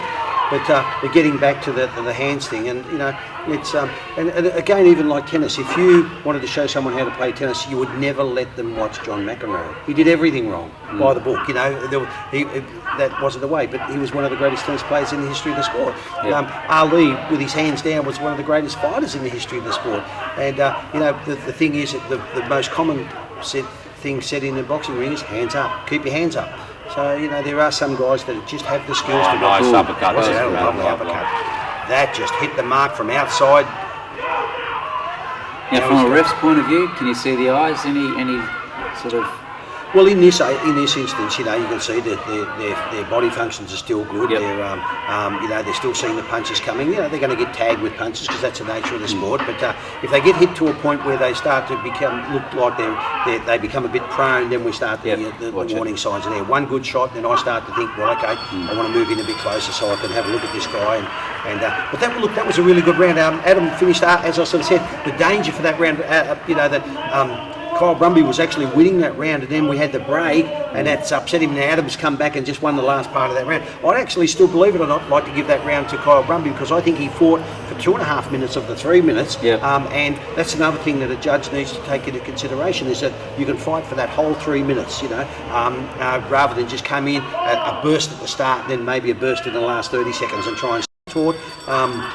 And if we judge the quarterback, there's no reason why we're going to make a mistake. But he's starting to use that. You do get some varied scorecards sometimes. Oh, absolutely, we do. And look, as I said, some of the judges, they think they can just rock up, sit down there, do their job, and walk away and get paid. But they really need to think about the task ahead of them, concentrate. As a referee, I like to have just a small, short period of time before I get out into the ring, rather than me talking with the crowd and everything like that, just to think about the task ahead. I've been asked to judge a couple of times on some mixed martial arts shows, and it's a little bit different to the boxing where you have to do your ticket, and that you don't have to do that in MMA as long as you've been, you have an understanding and you're a trainer and a coach or a fighter. They let you judge. So it's not an easy job, and I've had to go on the amateurs as well with the clickers, and it's harder than you think. When you actually get given the job, you realise, and I found myself, I had to tell myself constantly, judge the fight, don't watch the fight. Yeah, absolutely. You can't watch it as, this is a good fight. You have to pick the criteria and you have to judge it, Who is pushing the fight? Who is landing the cleaner shots, Absolutely. Defensively, who's making the other guy miss, These are the things, you've got to judge the fight, not just watch it. And that's a good call too, Steve, because as a judge in early days, I was taught, you've got 100% of the cake, 70% of that cake is effective aggression, nothing more than punches landed, clean. Good defence there by Adam Lovelock.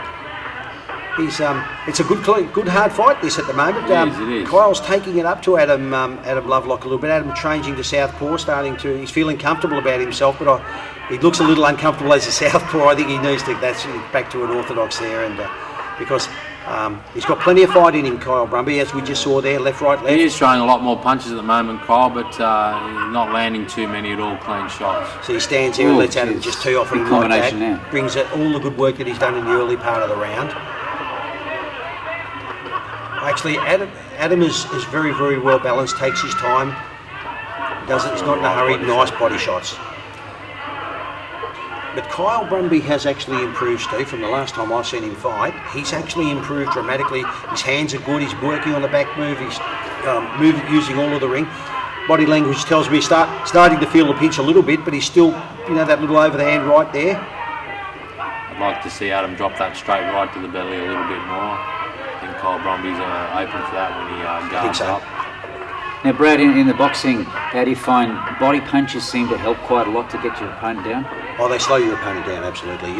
One of the biggest mistakes that a lot of fighters do today is head hunt. They just look for punches to the head, and when in fact the body's a bigger target than the head, and it doesn't move. It's easier to hit the body than it is there. As we just saw, nice left-right by Adam Lovelock, a little counter left-right. But if you work the body, there's an old saying: hurt the body, hurt the mind, and that's what sort of happens. So, and that was a good round. That was a good competitive round. I favour Adam Lovelock in that round. Yeah, mate. There's not much in these rounds, but I do think Adam's just taking them just with the cleaner punches. Yeah, well, his effective aggression is great, and Kyle starting to feel, as we can see there, the head's down a little bit. He's not demoralised by no means of the stick. He's just this. I think this is the last round coming up, but he's feeling the pinch a little bit, but he's a warrior. Yeah. He's a warrior. I tell you what, I'd love him in my corner. Well, there's no cuts or any severe bruising yet? No, it looks like what you can see the trainer there is using what they call an end swell, which is a frozen piece of steel, which just when they move that across the side of the cheek to move the swelling where the blood coagulates in behind the skin, and that just stops. Final round coming up now. This has been a good fight, Steve. This is a well-matched fight. Congratulations to you on putting this together, mate, because this is absolutely terrific. Nice little overhand right there from Kyle Brumby off the left lead of Adam Lovelock. There it is again, using all of the round. Adam's commanding centre ring, nice lead, nice little rangefinder. Oh, he's a tough hombre, isn't he, Kyle Brumby? With a name like Brumby, you'd have to be tough, wouldn't you, eh? Goes over the top with a left and a right. He's just taking the initiative off Adam. Adam's cleaner and tidier, more effective. He's just tagging Adam as he comes in. He's got lots of fight in him, and he's throwing lots of punches. You've got to give them both credit. They're both going for it for the last one. No, this is a really well matched between you two young guys. Adam with 6 fights and Kyle with 10. So it's a very, very well matched fight. And it's a hard little punch to deliver that. Just a little short, sneaky little right hand, and I don't think even Kyle was expecting that. Not much of a power shot, but just one of those little annoying taps that maybe might set up a power shot after that. And at the end of the day, the judges are going to count that as a good clean scoring blow, because it's the weight is a factor. But if there's nothing coming back, that's a good scoring blow. Now, Brad, points wise, stomach, body blows, head blows, they're all the same points? Oh, absolutely. Beautiful body shots here by Adam Lovelock. Double-fisted attack to the body, and then he ended up with a hook to the head.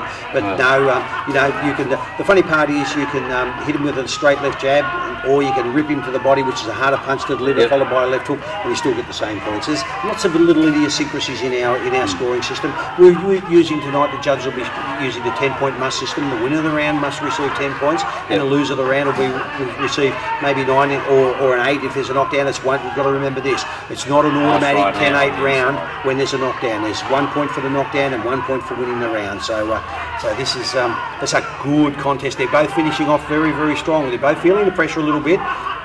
It's not that hot outside today. We've had a little bit of rain out here on Friday the 13th. That's it. It's just one of those sort of days that you don't know what it's lucky for some, as they say. Nice little right hand again by Adam Lovelock. He's just a little cleaner in his efforts. Moves away, keeping that distance between him. Yeah, I like that he is keeping that distance. He fought James Chan earlier in the year on Fox Sports, which is a great 6-round fight, and he really, to take James' advantage away, he got on his chest and muscled him around and walked him back onto the ropes. He did. Really fought an inside game and bustled him, so we're seeing a completely different style tonight. Good fight. Adam Lovelock will win this. It's close. It's not particularly it's not a one-sided fight. And Kyle Brumby can be very, very happy with what he's done there, because yes, he's lost the fight, but he wasn't disgraced. He's taken a good fighter 6 rounds, a fighter who's fought some of the best fighters that we've seen, and he's lost a points decision. I think it'll be either unanimous. I couldn't see a judge going for Kyle Brumby, but I think It's a good fight. Good sportsmanship there by Kyle Brumby. He's come over to congratulate How are you feeling over there, Steve? Yeah, good. I was fairly confident of the win. Yep. I think Adam well and truly had done enough work.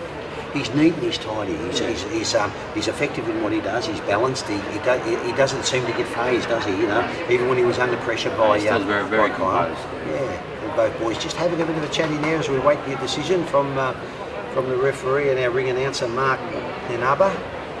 Doing a good job tonight, Mark. Yes, he is. Ladies and gentlemen, the decision. Judge Paul Tatley scored the fight 58-56. Not long.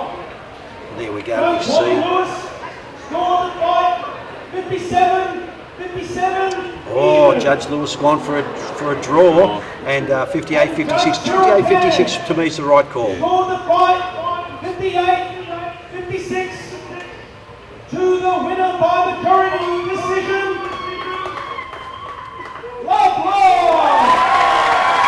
Yeah, deserved win there by Adam Lovelock. I think 58-56 is a fair call. Yeah, good Yeah. Well, with 58-56 out of a 6-round fight, we've given Kyle Brumby 2 rounds, which is 2 rounds out of the maximum 60. Adams won 58-56, so that's a good hard fought win. He can be very, very happy with that, and that'll build a future for him for his next fight.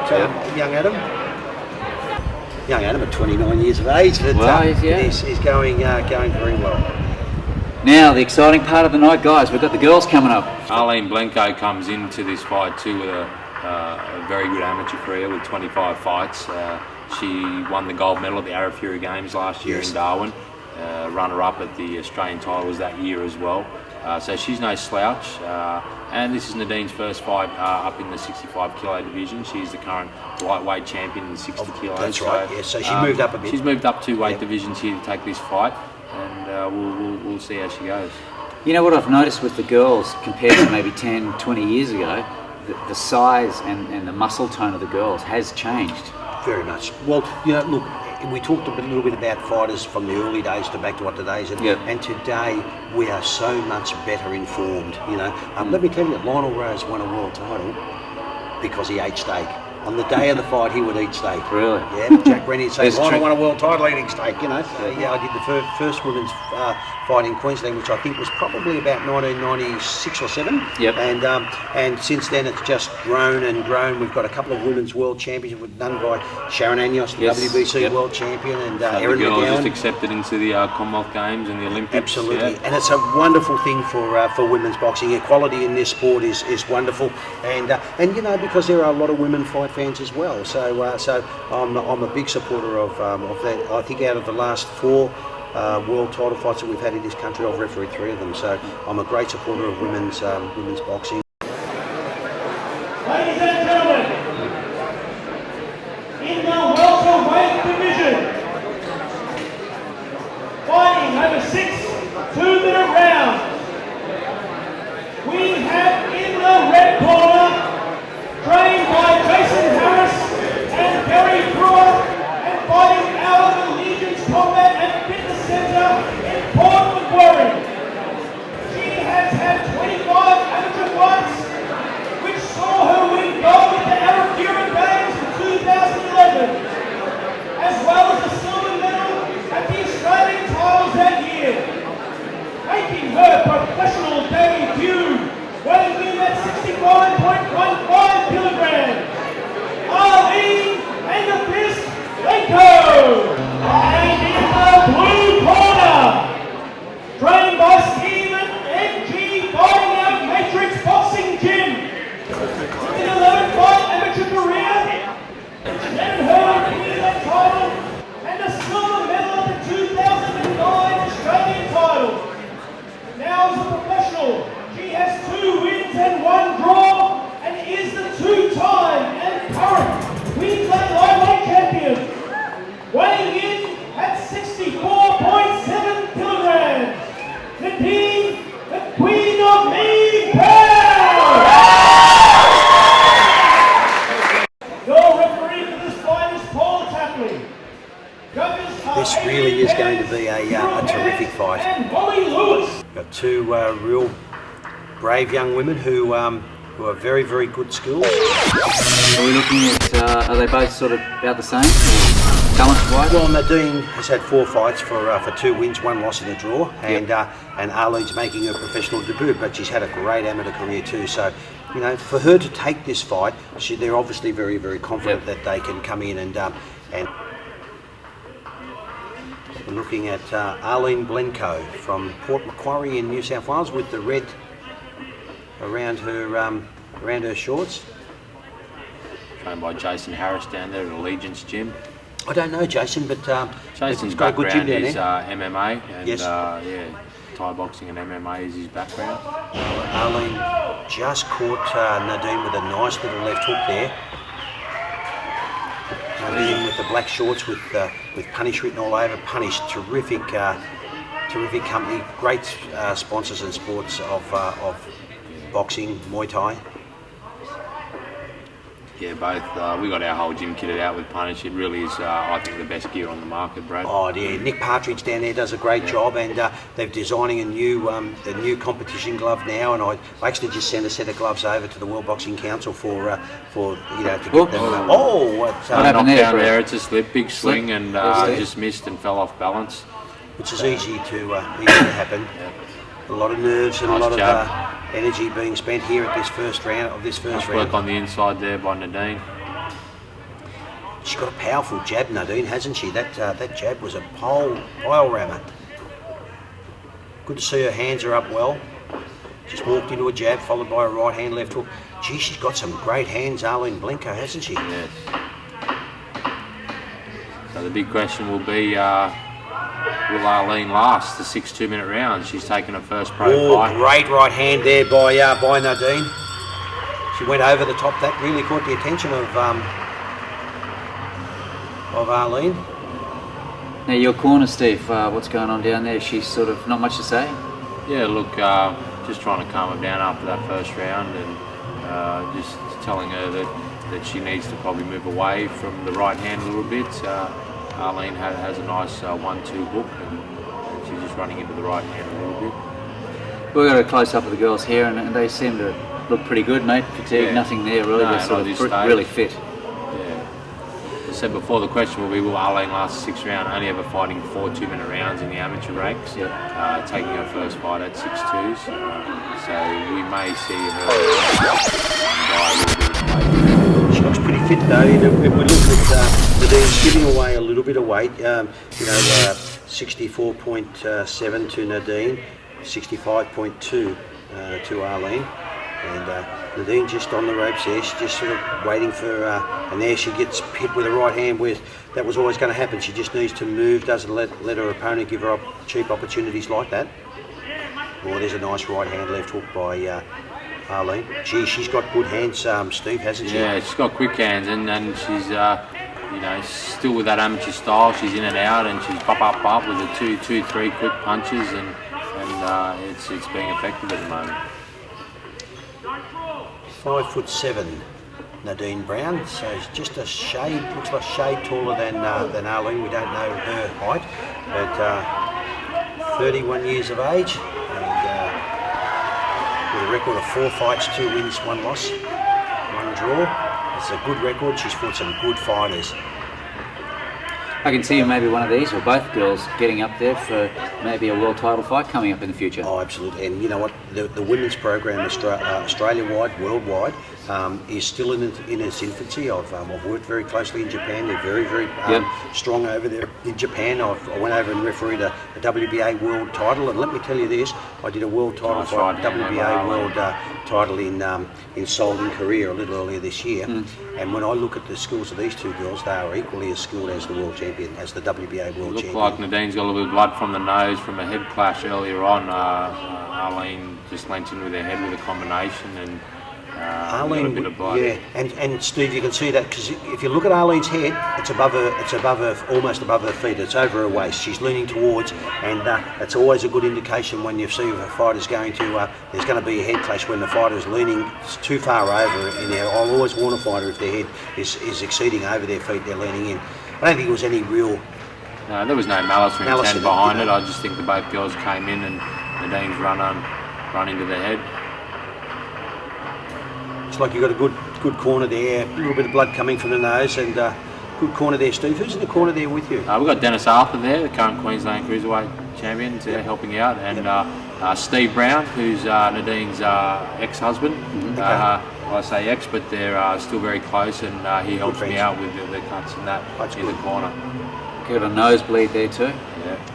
Doesn't take much for a nose to bleed these days. You get a little jab on the nose, or as she said, she's copped an accidental head clash with there. With her head, it's more than likely she's broken the nose there. Good chance, good chance. Especially with that blood, look, it's running like a tap now. I'd say it's broken for sure. Yeah. And looking at the girls there, I mean, they're tough, eh? Like a broken nose, nothing. She doesn't worry about it. I can tell you, you're not going to find many girls tougher than Nadine Brown.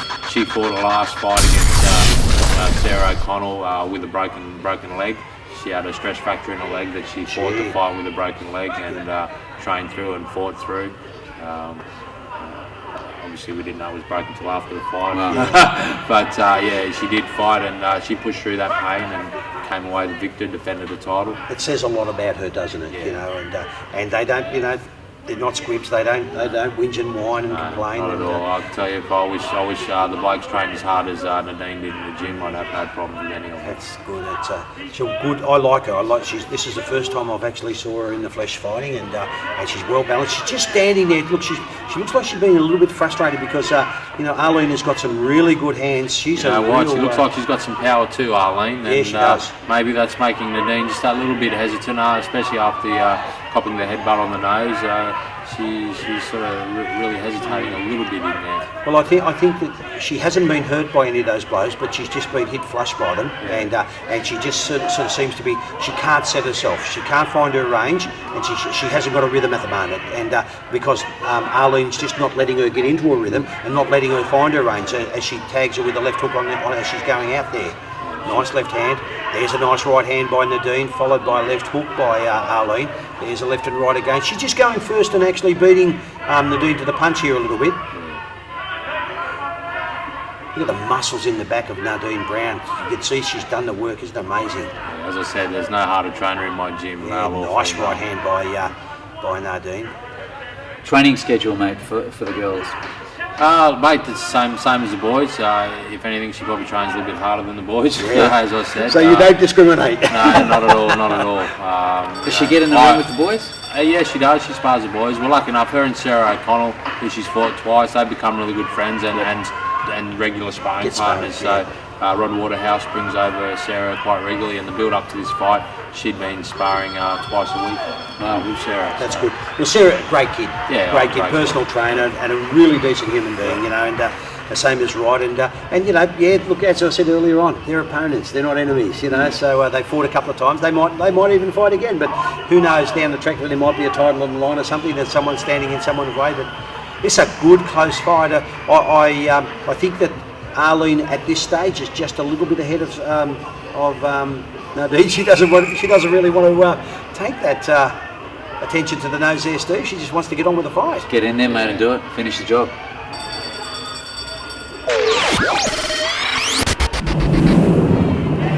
I must admit, I am very, very impressed with the calibre of these two girls, and also when you consider that Arlene Blencoe making her professional debut tonight against a good fighter like Nadine Brown. She's come in with a lot of enthusiasm. Very, very, and it's great for the women's movement, isn't it? It's terrific. And we've got our ref, Mr. Tapley, in there, mate. Absolutely, yeah. Paul, he's doing really well. A nice young guy outside the ring, got a great family, and a good sportsman. Someone I've refereed a number of times, fought for the Australian title 3 times. Wasn't victorious in any of them, but he was a 3-time state champion, and he has fought for the national title 3 times. And we was unlucky in one of those not to get the decision. He was trained by the wizard Les Wilson down at Monaco Street PCYC, and we had the same amateur coach. We boxed together in the amateurs, Paul Tapley and myself. Oh, did you? Mark Batty was our coach. Yeah, Mark. Yeah, good guy, Mark Batty. Haven't seen him around for a while, but he's around. He's helped me out tonight actually at this show.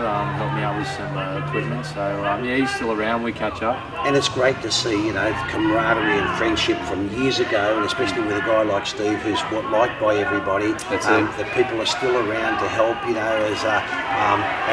might have even been opponents at one stage, but we're still friends. There's a respect, and Girls just head to head here, really it's working on hard. the inside. This is a nice, hard, tough fight. Nadine really just... They're not giving each other anything. They're both willing to stand there and trade. Nadine getting the better of these exchanges there, working the body really well, but standing there and admiring her work, left and right. It's a good, and good to see referee Paul Tapley just letting them fight. Doesn't want to be the star of the show, that people come to watch the fighters fight and come to watch our referees, but this is really good work. This is a hard fight. This is a real arm wrestle at the moment, Steve. It is. I tell you what, these girls are hammering it out better than most of the guys. Oh, absolutely. I've never seen a bad women's fight yet, and I've never officiated in a bad women's fight yet. But this is a real arm wrestle. Look, they're in centre ring, toe to toe. Both, push the Dean pushing her back there a little bit with lefts and rights. What a good fight. We're talking about the great skills of Arlene Blenko, good hands against the grit and determination and good skills of Nadine Brown. Yeah, look at her. Look at her. Look, she's covered in blood. All over her face, all over her arms. I think, Steve, it's going to take a little bit more than a blood nose to stop this girl. Yeah, she's very determined. Looking at both the girls, they're not really that tired yet. They're sort of... No, well, as Steve said, we look at Nadine Brown, how hard she trains and her fitness levels, and once she's been 6 rounds before for the Australian title, so she knows she can do 6 rounds. And fighters, we're all head cases, aren't we? We're all worried about whether we can do the 6 rounds. We don't trust what our trainer says. She needs to trust her trainer. Needs to trust what her trainer says is actually. Basically, that's what I'm saying to her in the corner. I said, "This is where you come home. We've got 3 more rounds. You really come home and win these. Yes. This girl's only ever done 4 rounds, so." We saw her starting to blow a little bit heavier. Well, let me tell you this, that if Arlene Blenko can beat Nadine Brown tonight, we have a star on our hands in Australian female boxing. Let me tell you, and this kid, she's got the skills, she's got great hands there, and she's taking it up to Nadine. So if she can beat Nadine tonight, and again, it's whoever comes on the night who feels best on the night too. All the hard work and training has all been done. It's just a matter of who's better on the night. It's a very, very close fight at this stage. Now, Steve, if she does win, we get a good fight tonight. Overseas fights, more international stuff. What are we looking at for the girls? Nadine's actually booked in 4 weeks to fight again on Jamie Myers' card in Southport against the New Zealand champ. Okay, so we're getting overseas? This New Zealand champ, Daniela Smith, she's actually a former IBF world champion, so she's a legitimate world champion. There's plenty of world titles out there, and we've got another girl, Lauren Eagle, who's just fought for a WBF world title, and I don't think it carries much weight, that world title, as well as, the girl who's only had a couple of fights herself, a couple of wins, a couple of 4 losses. fights, I think. I think either of these girls will beat Lauren Eagle. No disrespect to Lauren, she's a nice kid. I've seen her fight in the flesh and live. I've seen her fight, but when you look at there's a stark difference between these girls and Lauren Eagle. But I mean, she's getting promoted. She's a celebrity fighter. She's a celebrity fighter. And you really got to take it for what it is. But these girls are the real deal. And you can look at it. Look, they're both covered in blood from head to toe, and no one's taking a backward step. Pete, the action's always, they say the action is louder than a word, and we only have to say these girls aren't going to tell you how good they are, they just show you how good they are, As I said, they can show a few of their male counterparts. I think Arlene Blenko might be starting to slow down a little bit here. Nadine Brown's just taking the fight forward. Nadine won that round. I think that was a good round. Good hard work, grit and determination. That's all you can say about these two kids. They're really... This is a power-packed fight, this one. Absolutely. Again, it comes down to the matchmaking skills of the guy who's sitting beside us and putting these fights on. And as I sort of said, matchmaking is an art. It's easy to go and find someone, that's going to beat someone pretty easy. And the Blenko camp must have been very, very confident in order to take this fight, because Nadine's no walkover. She's they were. Brad and she wasn't the original opponent either. She took it. She had plenty of time to train. She took it a month ago, but we had a local girl, Chica, her name is, fights in Muay Thai, and we didn't have a professional debut. She took the fight originally, but had some health reasons and had to pull out. And I had a feeler with Arlene originally, and said, you know, this fight might be on down the track, and she sounded keen. And when Chika pulled out, I rang them up and they said, look, we've been training as if we were fighting you for that date. We thought something might happen, and she was ready to go. Yeah, she was training as if she was fighting the whole time, which is great, and you really need to do that in this sport. So as the saying of this event, Friday the 13th here, no excuses. No excuses. Absolutely, there will be no excuses from these two girls as Arlene Blenko comes in with a double-fisted attack, and Nadine Brown equal to the task. Last round, they're both really going for it. I think Nadine thinks she's behind a little bit, and she's really trying to stamp her authority in this last round. Both girls trading right hands. Nice left hand by Nadine Brown, followed by the little short right hand. But, you know, Nadine needed to just move from there. She didn't need to stand there again and get clubbed by those. She just needs to step off that centre line a little bit, mate, to a left or a right, and she'll make the night a little bit easier for herself. What a gutsy fight this is. The atmosphere here has been terrific tonight, and look, let me tell you, with these two girls, the main event is going to have to be something special to match this, let me tell you. This is really good. Left hook to the body by Nadine Brown. Left hook to the head again by Nadine Brown as the pair clinch. The amount of punches coming through there is just amazing. Oh, the amount of punches. If we could have a punch Nadine just keeps her head down. She's pushing forward, pushing forward. I think she senses Arlene starting to fade a little bit. She's trying to come home strong. But to Arlene's credit, she's still punching. Yeah, she throws lots of punches, doesn't she? She's brave. She's game. Both fighters covered in blood. An advantage coming out straight out of the amateurs. They're really big on 3 and 4 punches every time they throw. You know. You didn't obviously take this fight too easy, Steve. I mean, you know, No, thinking not that at all. Arlene's I knew Arlene, the quality of Arlene Blenko, and we knew it was going to be a tough fight, and actually we knew it was tougher than the original opponent. But we wanted the fight. A hard fight. Yeah, we wanted a hard fight. What a great fight here, guys. Great sportsmanship by the two girls. Gee, I tell you, haven't they been in a war? This is an absolute war, and congratulations to the two girls. There's no loser in this fight, let me tell you. But I'll tell you what a surprise packet Arlene Blenko is. That young girl we're looking at right there with the red. And lasted the whole 6 rounds, Brad. Didn't she? I was surprised at that. You know, it's amazing, amazing skills. But you know, the grit and determination that these two girls showed tonight. This just puts women's boxing right in the This is true women's boxing. Oh, absolutely. Well, I hope the viewers out there are enjoying it. Surfaroo Sports here, it's all going down, and we've got one more fight coming up, the big one. Tell you what, it's going to have to be a big fight to beat this. I'm wrapped in this. How do you see it, Brad? Look, I think that maybe Arlene Blenko's maybe just going to get home. There's not a lot in it. I think by virtue at a lot of the earlier rounds, she just picked off Nadine. Nadine finished off really strong, as testament to her, you know, to her fighting ability and the heart that she has. So, you know what, this is a sort of fight you could fight 3 times and have a different result every time. But I think just on tonight's occasion, I think that Arlene Blenko might have just got home with a very, very close points decision. It's going to be a hard one. It's going to be a hard one because, and again, the judges at ringside are going to look at punches landed to the scoring part of the body. Great trophies too for the two girls, and it's well deserved. Well, let's go down to the ring and see what we've got. Adrian Cairns scores the fight 57-57. Well, there we go. We've got a draw with the first judge. Doesn't surprise me. Scores the fight 55-60. Blenko. Oh, that's a big one. Oh, he's only 55-60. Scores the fight 56-58 to your winner by majority decision, Arlene Blenko.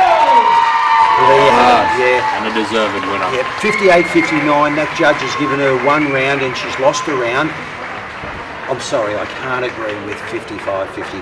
That was a big one. 60-55. 60-55. I can't agree with that. I can't agree with that. That's not good judging. And take Arlene nothing away from Blenko the judging. certainly deserves to win that fight.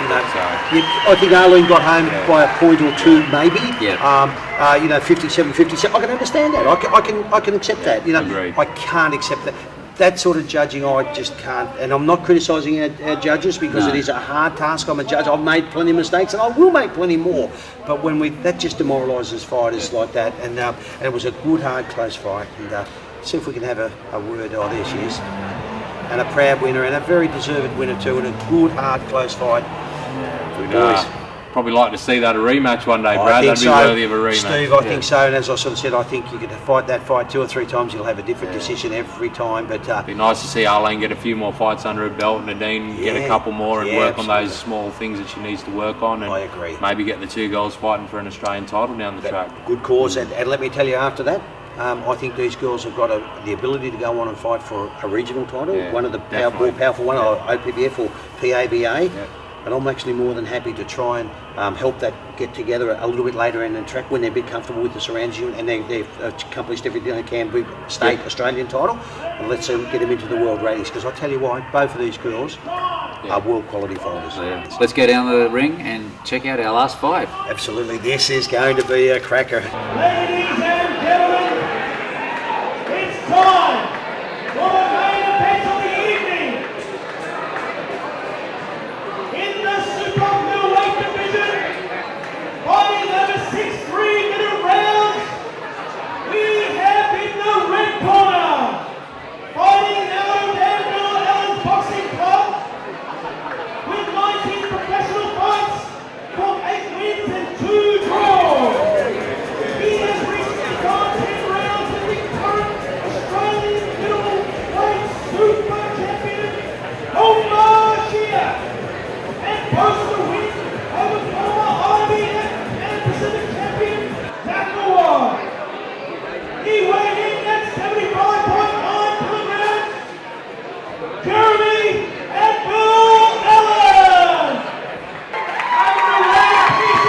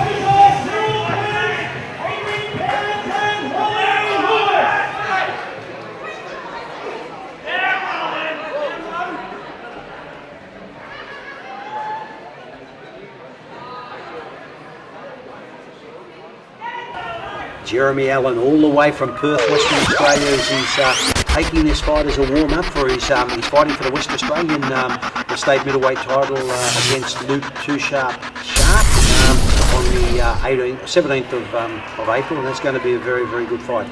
This is going to be a good fight. Good fight. Anvil has been around a long time. He's fought some very, very good fighters. Had a win over the Zach Awad. He did. I worked that fight. Zach Awad's only loss, and absolutely. Zach Awad was, I think, from memory, was 15 and love. Zach Awad hasn't been defeated.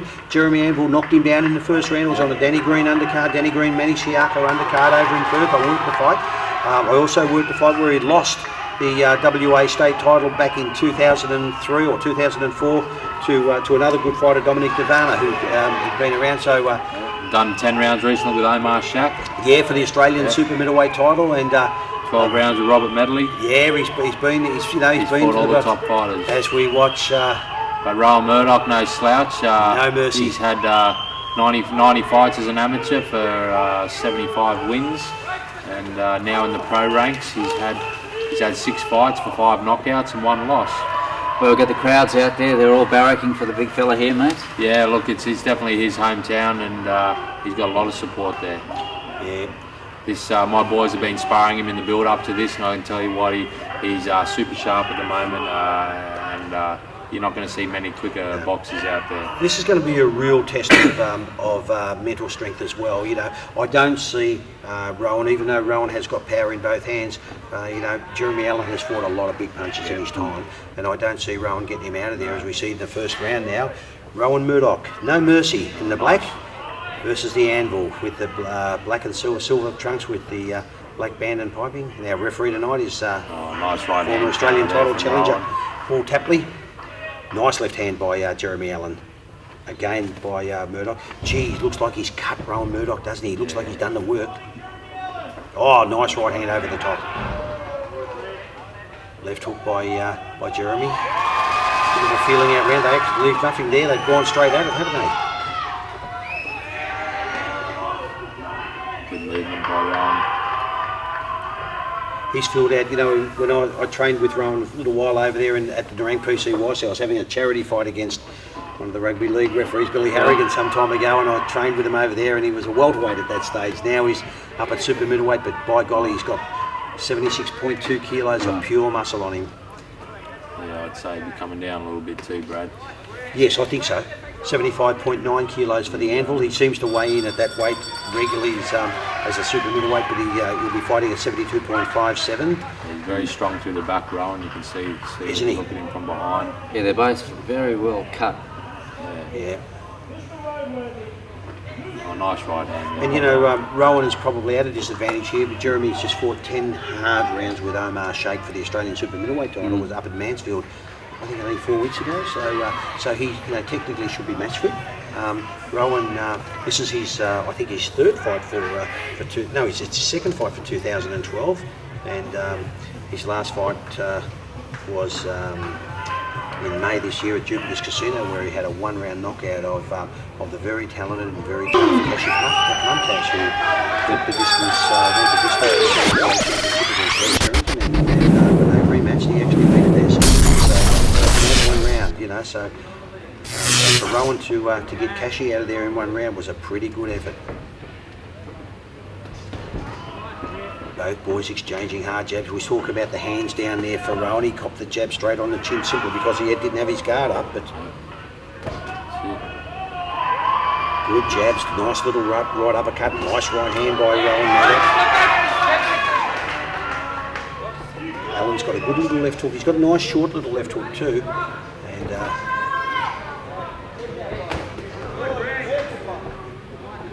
this is going to be a real arm wrestle fight. I'm anticipating this to go the distance. Oh, nice right hand over the top, followed by the left hook and a barrage of punches by Rowan Murdoch. It's about the fourth time he's slipped on the outside of that jab and come back with the right hand. He has, yeah, and he's got good fast hands. He sees the punches coming good, well enough to do it. Good round for Rowan Murdoch first up. I think that was a good start to that fight. That'll give him a lot of confidence, Steve.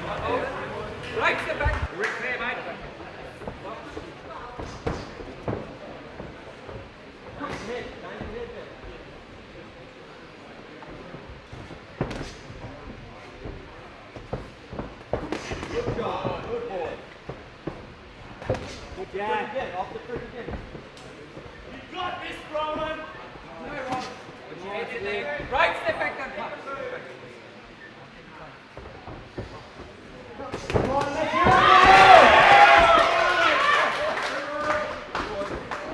Right, step back then. Step back.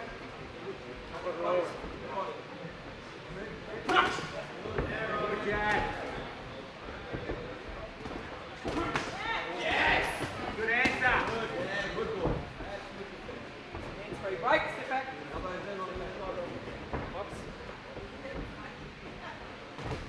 Really well.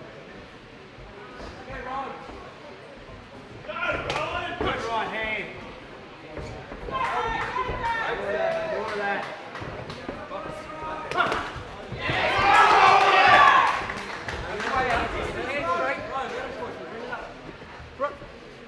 Right, step back, don't punch. Come on, keep it clean, boys. Let's go, body drops.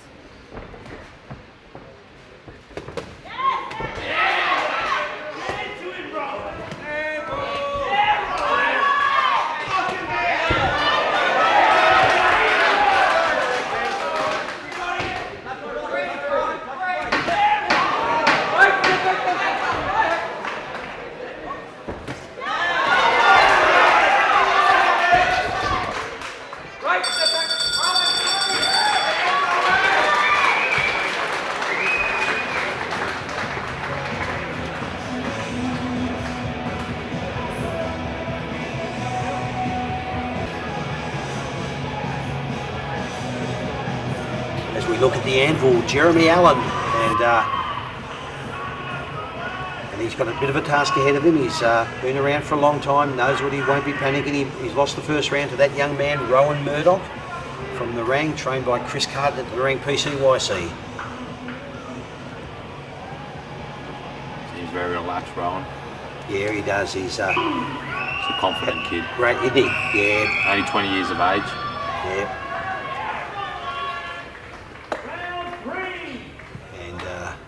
Jeremy Allen, silver and black trunks, 34 years of age.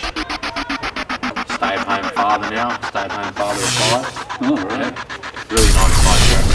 Great Good guy. time with him on this great promotion, and yeah, great guy. Record is not as good as what a fighter he is. He's 20 fights with just 8 wins and 10 losses, but those 10 losses have been to some real. You know good what, Brad? company. Matching this fight up, I looked at that and at his record, and on face value, as you said, it doesn't look that good. But when you sit down and look at the opponents that he's fought and the rounds that he's done with those opponents, yeah, absolutely. I certainly had no problems matching this fight, and I'm not here to give Rowan Murdoch an easy win. You know, I want him. He's not going to improve as a fighter if he doesn't step up class each time he fights. Absolutely, and, I agree. You know, and taking a little bit of a leaf out of Angelo Di Carlo's book, where he matches very even fights. Good fights. Every card. Yeah, you know. great matchmaker Angelo Di Carlo and as well. I think that's the only way to go. Yeah. The winner of this now, where does that take him? I think Rowan Murdoch's really looking down the barrel of an Australian Championship fight in not too distant future. You know, I mean, he's got a record of 7 fights, 6 wins and 5 KOs out of that. So, you know, he's one of the rising stars of Australian boxing. Yeah, I think he'll look for a state title maybe first, but to be honest, I'm not sure whether state champion at the super middleweight Dennis Hogan will be willing to fight. Yeah, I think it's a hard fight. You know? Yeah, I think it'd be a hard fight. So, And, I mean, Dennis Hogan's no slouch. He's had a great amateur career back in Ireland, and but Rowan Murdoch is all business. You know, it's a good name for him, Mr. Business. You know, he's all business. He's hard at actually, it. Dennis Hogan's the middleweight champion. Yes. Dean McKelge is the super middleweight champion. They're both from the same camp. Steve Okay, Galler's yeah, camp. they are. Yep, up at Fortitude Valley. Good left hook, right hand, and again, nice left hook by Jeremy Allen. He's equal to the task, Jeremy. He comes back every time he gets hit. Jeremy, in November last year, just fought Togasilamai Latoa, who's fought for the PABA middleweight title, and just knocked out the PABA light heavyweight champion in Manny Vlamis in Melbourne. And he's rated WBA number 11 in the world. Jeremy Allen in November in August of 2011 fought a draw with Togasilamai Latoa. So just goes to show you that you know, this is no fight. Yeah, absolutely. And on his night, he's capable of beating some of the better fighters in the world. We surely have got some talent here tonight here on Surfaroo Sports at the Matrix Gym. Big fight off here, Friday the 13th. Absolutely. Rowan just starting to land some counter punches now. Oh, see, just missed with the right uppercut off the left lead. That's a hard punch. Oh, the big right hand. That really found the mark of Jeremy, and the right hand just cupping on the back of the head. Jeremy doesn't look like he's too happy about it. Another good round for Rowan Murdoch. Yeah, I think he's just pinching these rounds with the cleaner shots that are landing. Absolutely. And he's got plenty of fight in him. He gets hit with a punch and he comes straight back with something, doesn't he? You know, Steve, what a terrific crowd we've got here tonight. This is fabulous. The gym, my first visit to the gym, and not only is it a gymnasium, but we've turned it into a fight centre where we've got we've got a good 300 or 400 people here at least, haven't we? And they're all enthusiastic, as we can see. The tables there, and good way to do it, eh, Steve? Bring the audience into the fight gym to see what it looks like here, and also hold an event. Yeah, absolutely, and what a terrific gym it is in Pinter Drive in Southport. I think number 16. Professional or amateur boxing, or indeed Muay Thai, come down and see the guy sitting right beside me, because there is no one who knows better than what he does. And that's giving you a big rap, Stevie. But mate, let me tell you, you've earned it, you deserve it, and the results are there for you to see. So. Back to the fight now with Rowan Murdoch taking the initiative off the anvil. Jeremy Allen from Perth, Western Australia, travelled over. He's had 2 trips over to the eastern states in a month. And a brave warrior he is. Doesn't duck anybody.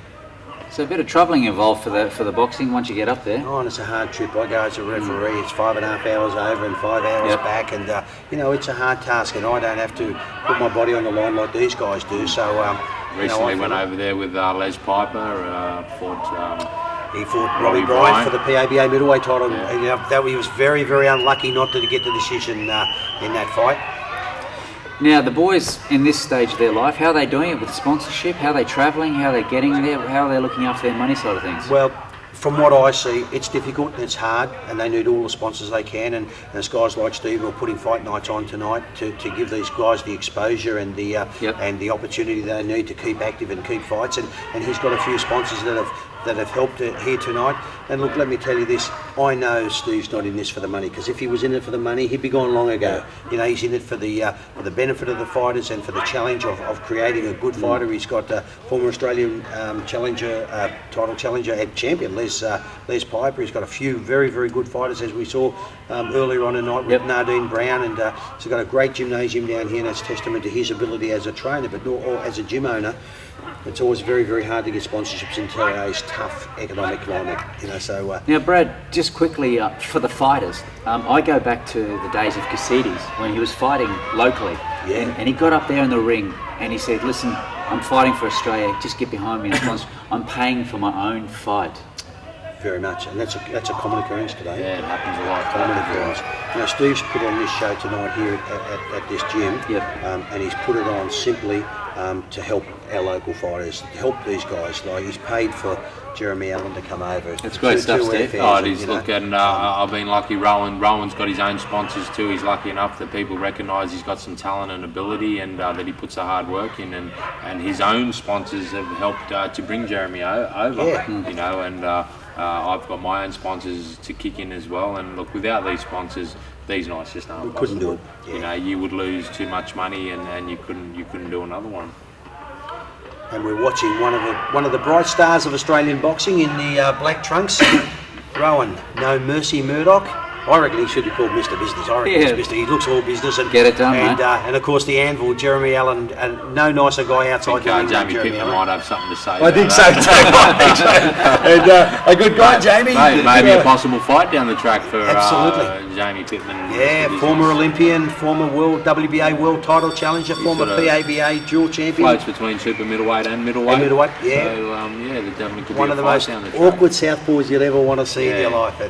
He'll test anyone on his night. He was beating the great Felix Sturm only before he got cut and lost the fight. It was amazing. They took him too lightly, and Mr. Business was actually doing the business that night before he got cut with a punch and lost the fight. But here is the future of Australian boxing, I believe, in Rowan Murdoch with Chris Carden in the corner. Jed Omani in the corner as well, former amateur, and had a couple of pro fights, but unfortunately a few injuries have kept him out of the game since. Here we go for the next one, and I reckon this one's going to be a punishing one here, mate. Yeah. And look, Jeremy Allen, look, he's standing there ready, waiting. He doesn't dodge anyone. His conditioning is superb. Absolutely. You don't last this many rounds with someone like Rowan Murdoch landing. Now it's amazing to see, Brad. You've been in the ring, reffing and seeing all these professional boxers here in Australia. We've got so many. We've got the Seas, we've got the Mundines, we've got the Greens. Les Sheridan coming up having his fight, Absolutely, so, it's all around the corner, and I reckon we need some more new talent. I think it's there to go overseas and show the world that Australia is a leader in the boxing field, eh? Yeah, and look, it's a process. Oh, nice right uppercut by Jeremy Allen, but he goes over the top. Guys are just standing centre ring trading. Teeing off on each other.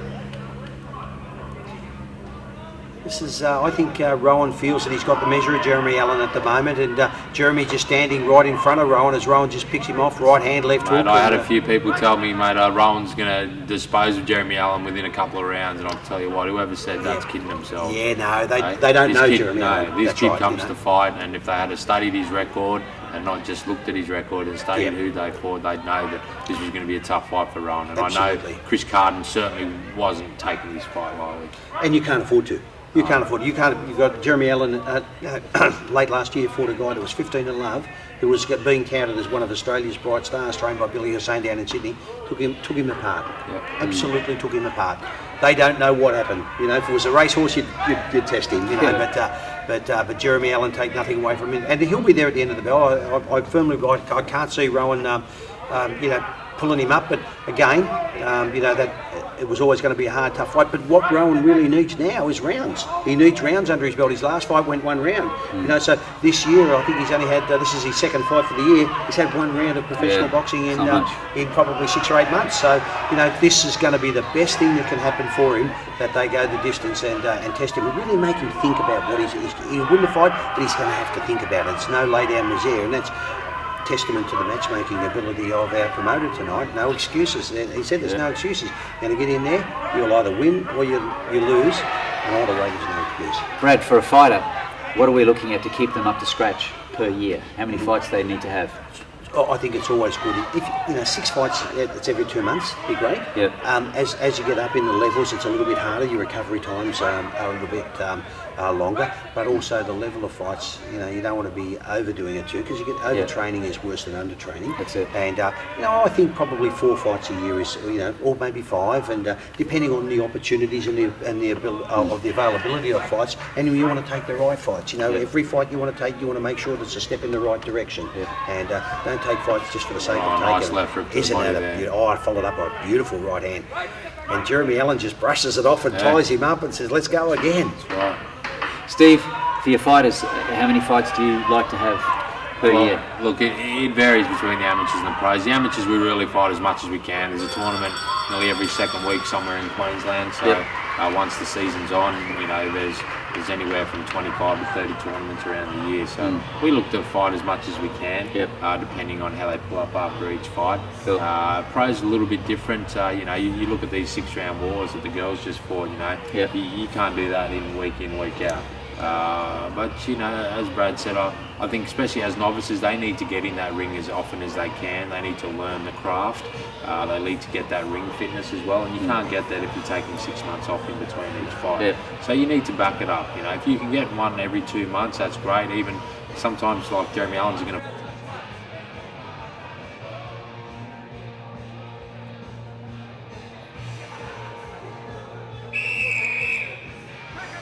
defeated Daniel Roy Maxwell. I actually helped them match that fight. He had a fight pull over, and Daniel Roy Maxwell, who's a good up and coming young fighter. Final round, guys. Yeah, final round, and it's been Sit back and relax. Fight. Let me tell you, this is.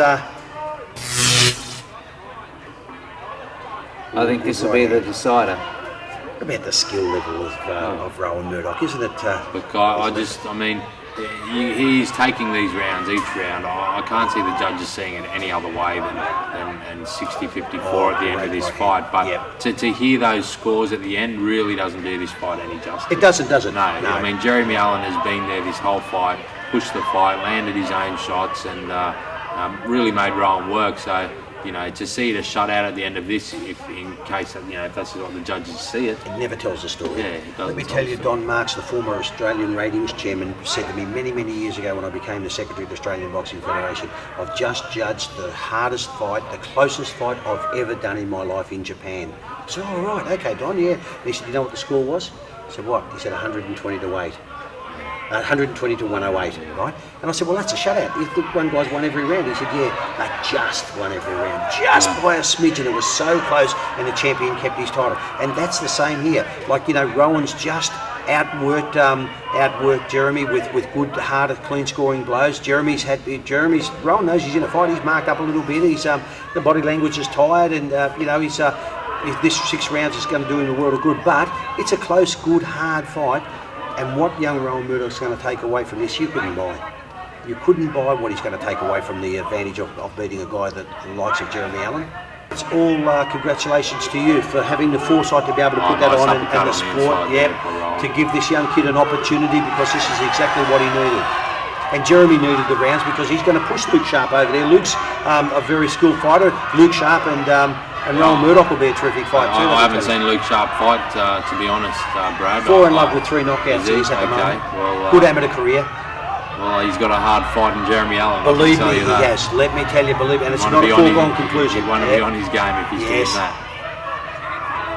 But the best part about Jeremy Allen he's such a nice guy out of the ring. There's no pretense, there's no garbage with him. He's straight to the point, you know, and he's a real gentleman. You know, he fights it hard, but look, you know, he'll go and have a beer with you. He'll buy you a beer after the fight. Wow. You know, that's the sort of guy he is, and a great sportsman, great human being, and a good fighter. And this is what the I had sport's to all book him about. the earliest flight possible for the next day, mate, too, so he can get back to look after his 5 kids. Yeah, he's a real good style of guy too.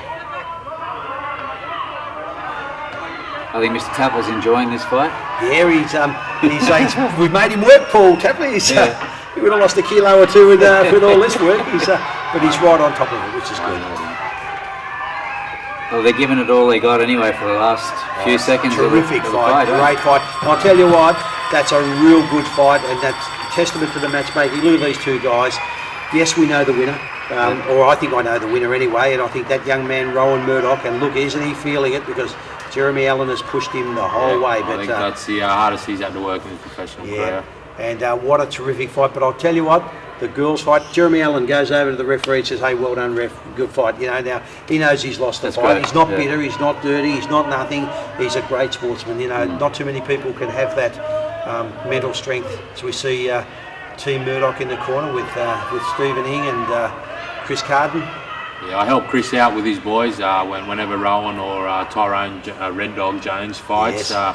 I help do the cuts, so you know, Chris is their coach, but I help the boys with their cuts. Yeah. And as we wait for the scores to be tallied up, I'd expect a 60-54 score here. I couldn't see anything else.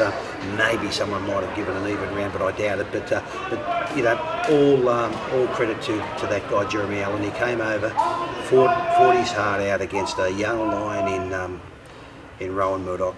Let's have a listen to the scores and.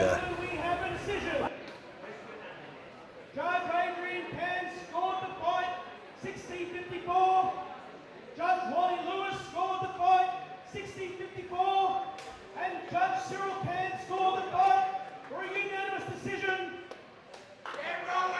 Rowan!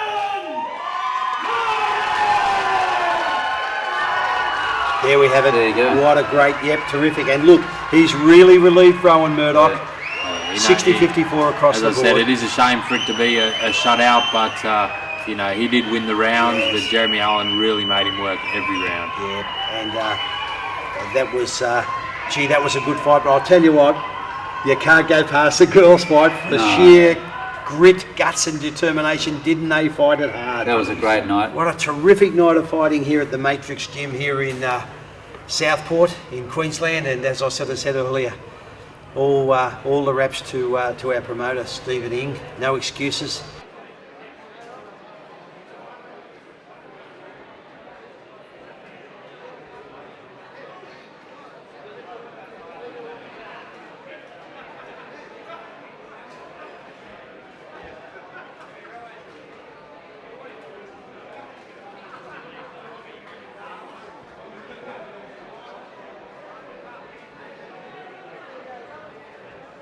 All the best, Jeremy Allen, he's a great fighter. You showed that tonight, you know, people got me, you know, hard made hard for me, so, good fight. Hold their head high. Thanks very much, Rowan. Great fight, mate. Jeremy.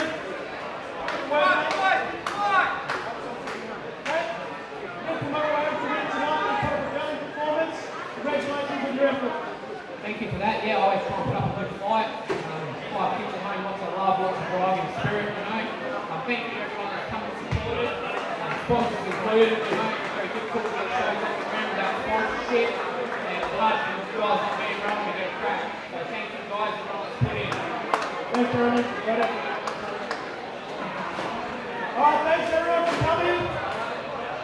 Grab yourself a drink. We'll see you at the next show. Well, viewers, I hope you all enjoyed yourself out there. It was a great night. Of course, brought to you, Steve. I'll put my hand there for you, mate, for organising this whole event here at Matrix Gyms. Yeah, terrific. Here on Surfaroo Sports, and of course, our special guest, Mr. Brad. Thanks a lot for coming and being on my show. Pleasure. You tour the world, and he took our time to come and commentate this event for us, mate. It's a pleasure having you on the show. And maybe down the line we might have you again for some of our fights I'd here. love to, mate. Look, I think it's an honour when I look at shows, what we've seen tonight, the quality of the matchups, the fighters, how they fight. This is really important to me as well. And I could go and referee a 3-round fight. I can go and referee a 12-round WBC world title fight. And these fight nights are more important to me than all of the glitz and glamour. And well done to the whole team at Team Matrix, because they've done a terrific job in this fabulous gymnasium. And what you can see here on screen really doesn't do justice to what you can see here in the flesh. So come on down, Unit 4, number 16, Pinter Drive in Southport. Come and give the guys a pat on the back and come and do some training yourself. You won't be disappointed. Thanks, Steve, for having me. Yep, Steve, Brad, thanks for coming, guys. Viewers, I hope you enjoyed yourself, and we'll be back next time with some more sports on Surfaroo Sports. Until then, see you later, guys. Woo!